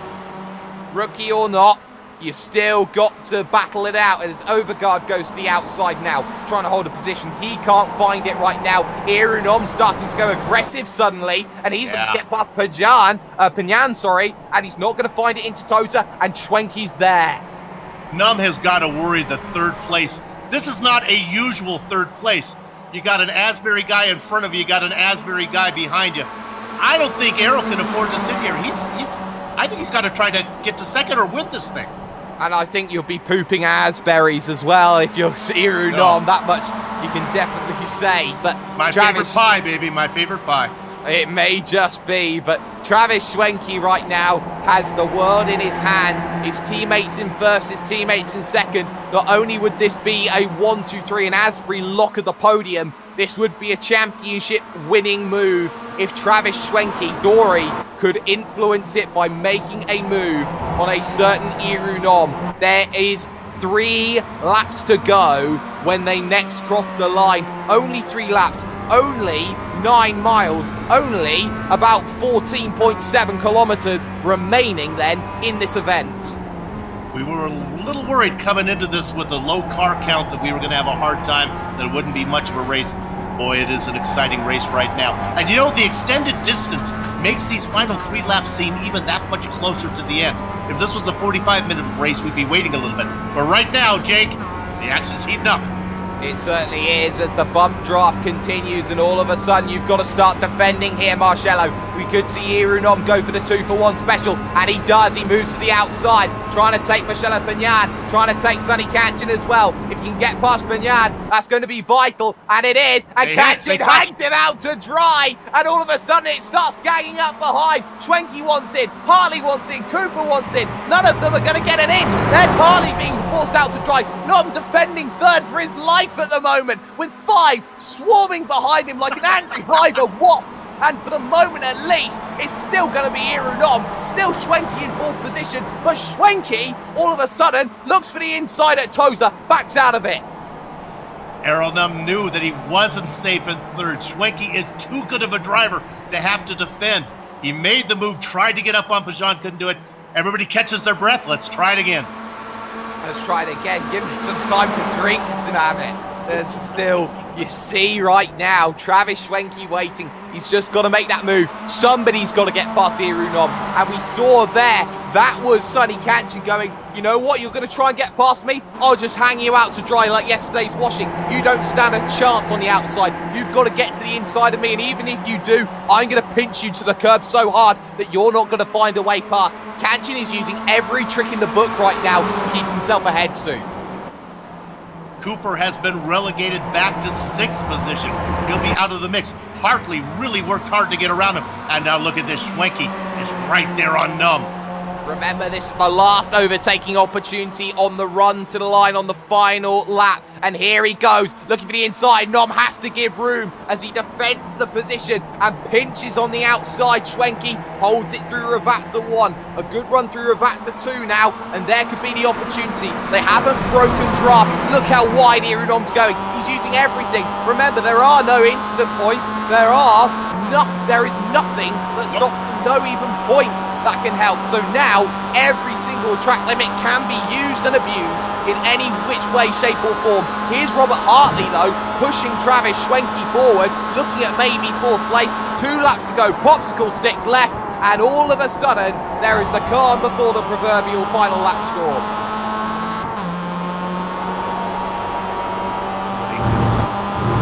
Calm before the storm. You nailed it right now. Now here comes Nom again. I think he's got to make another attack.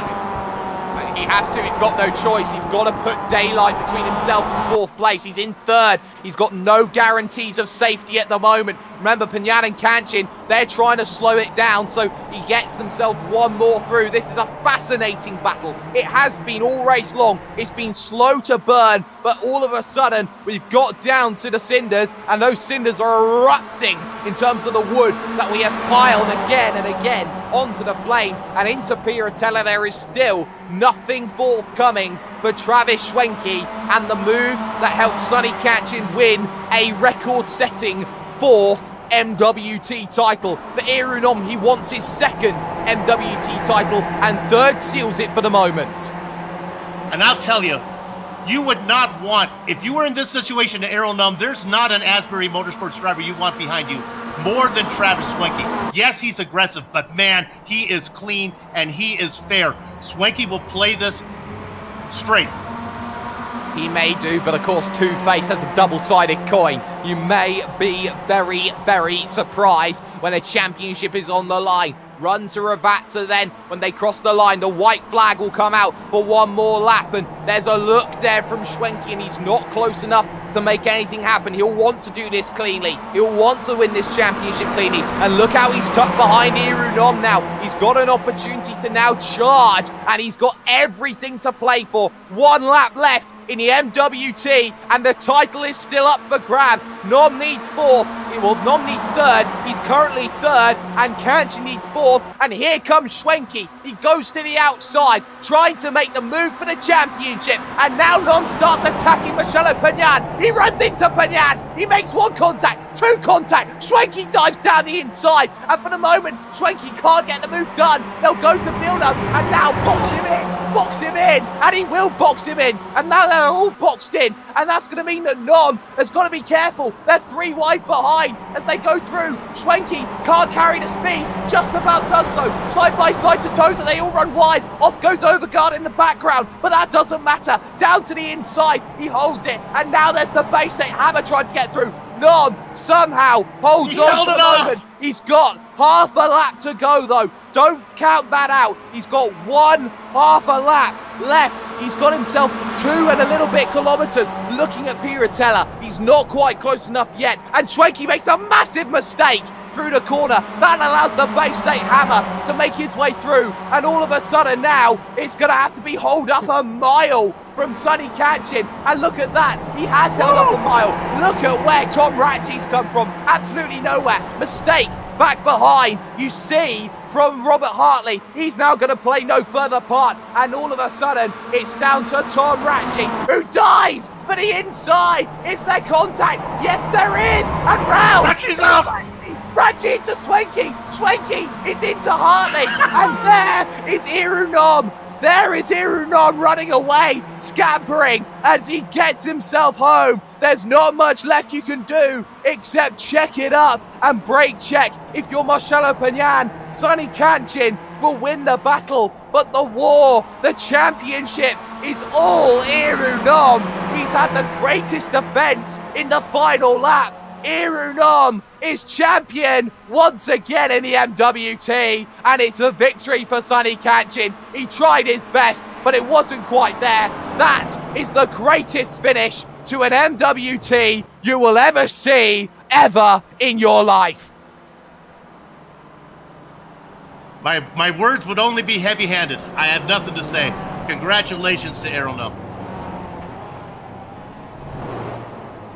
And Irunom fought hard.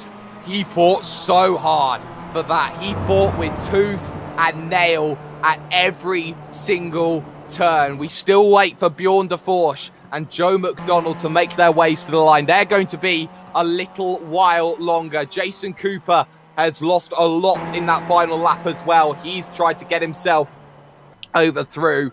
But oh my word, what a race that you have just witnessed. What a race that you should tell everyone, you need to go and watch this. This is what MX-5 drivers do on iRacing. They drive better than a lot of other drivers you will find on any other platform in the world. We're going to step aside, though, very briefly for one moment on the Global Sim Racing channel. Post-race, Sim Sport News wrap-up show coming to you after this on iRacing Live and the Global Sim Racing channel.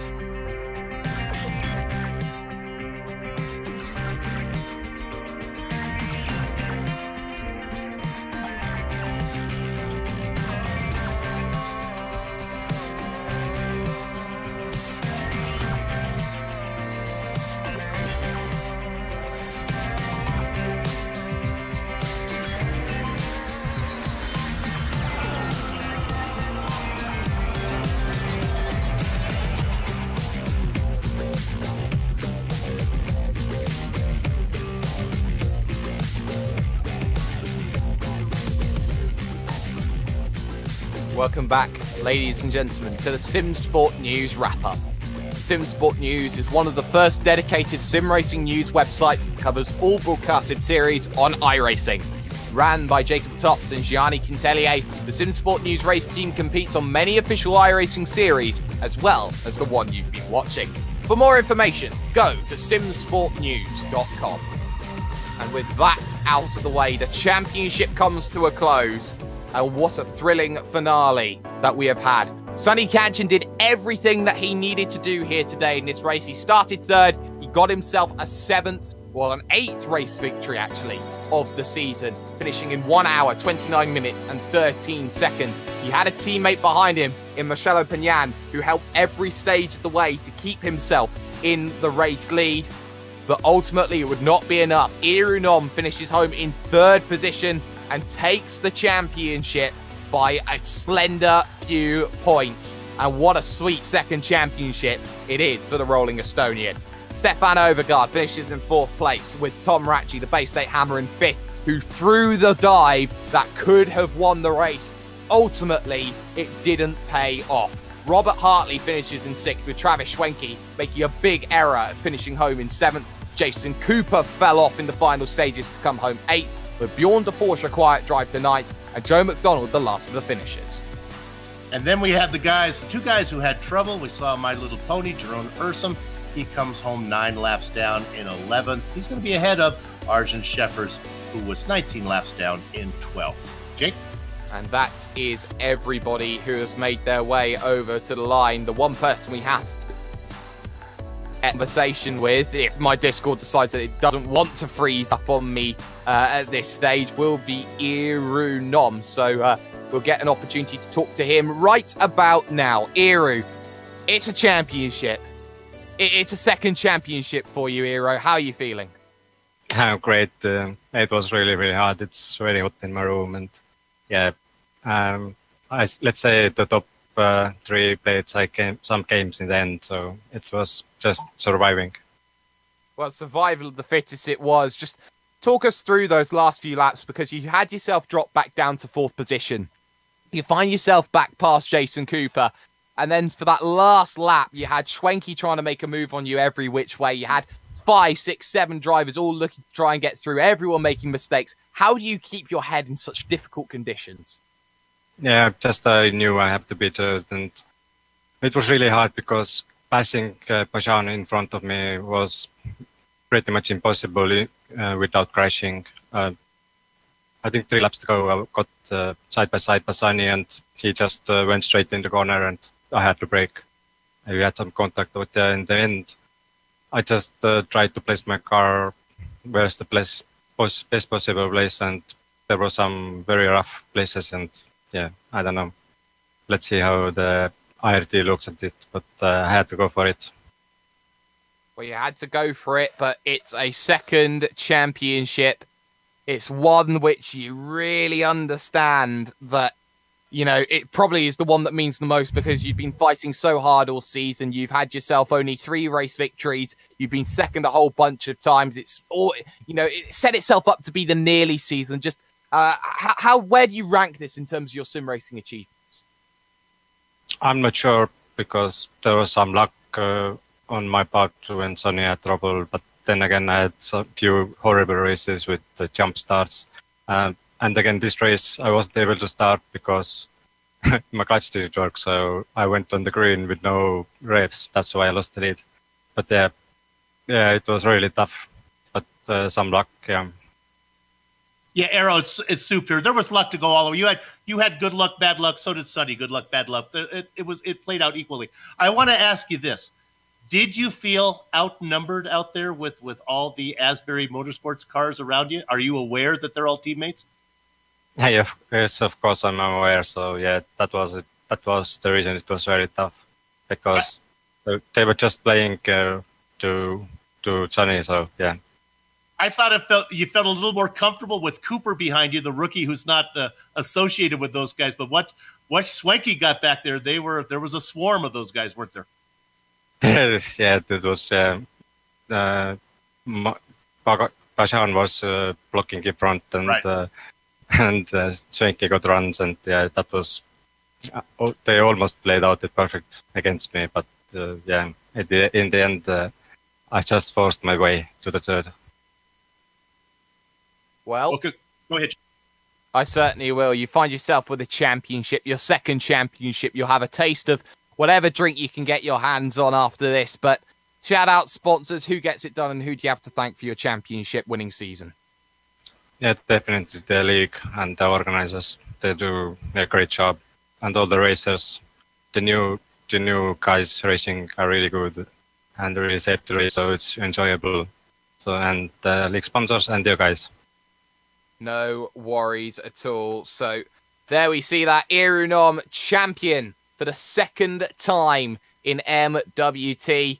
And well, that's exactly the way that he would want to see that one. Going to bring in Marcelo Pagnan, who finished home in second position. Marcelo, let's put it like this. You had a job to do today, and that job was to help Sonny Kanchan get to a victory. You did your job. You just forgot the bit about Irunom, didn't you? Check, Marcello 1-2. It seems that we don't have our Marcello Pagnan. We're gonna test one more time. Marcello, are you here?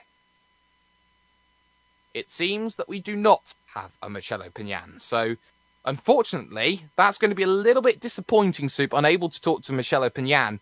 But in terms of what this has been for an overall season, you can't ask for much better. And I think that, you know, it's a little disappointing. We're not going to get that opportunity probably to talk to Sonny Kanchan. I think probably he'll be very dejected that he's done everything he can and it still wasn't enough. But you still find that today was an absolutely fantastic battle. I don't think I've seen a better last lap of a championship ever.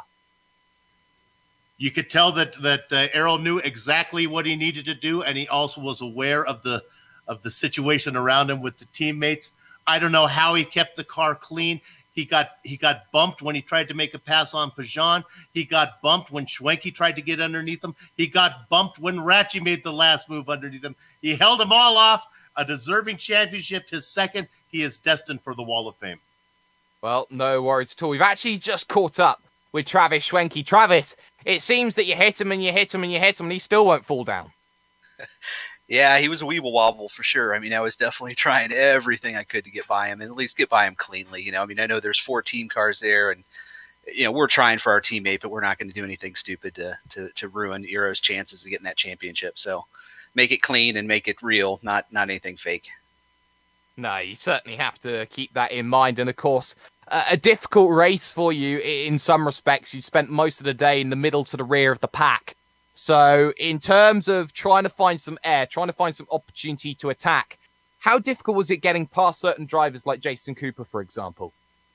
Yeah, Jason was very hard. I was finding the place that was faster, and I thought I had it timed a few times. And, you know, there were a couple times it's like if I didn't back out, I think we probably would have wrecked. And I knew I had to be there for Sonny, and I wasn't going to take that risk. I figured I'd get him at some point, but you could tell he was definitely struggling with the tires, you know, later in the runs, in both those runs. So first one, I didn't care. I was sitting back there just making sure I saved enough fuel to go 15 laps and make sure we were all together. And the second one, yeah, we were trying a little bit and then trying our strategy there to the third. And I think it worked. We got the little air, but man, 2 cars go side by side in 2 corners and you give up about a second to someone instantly.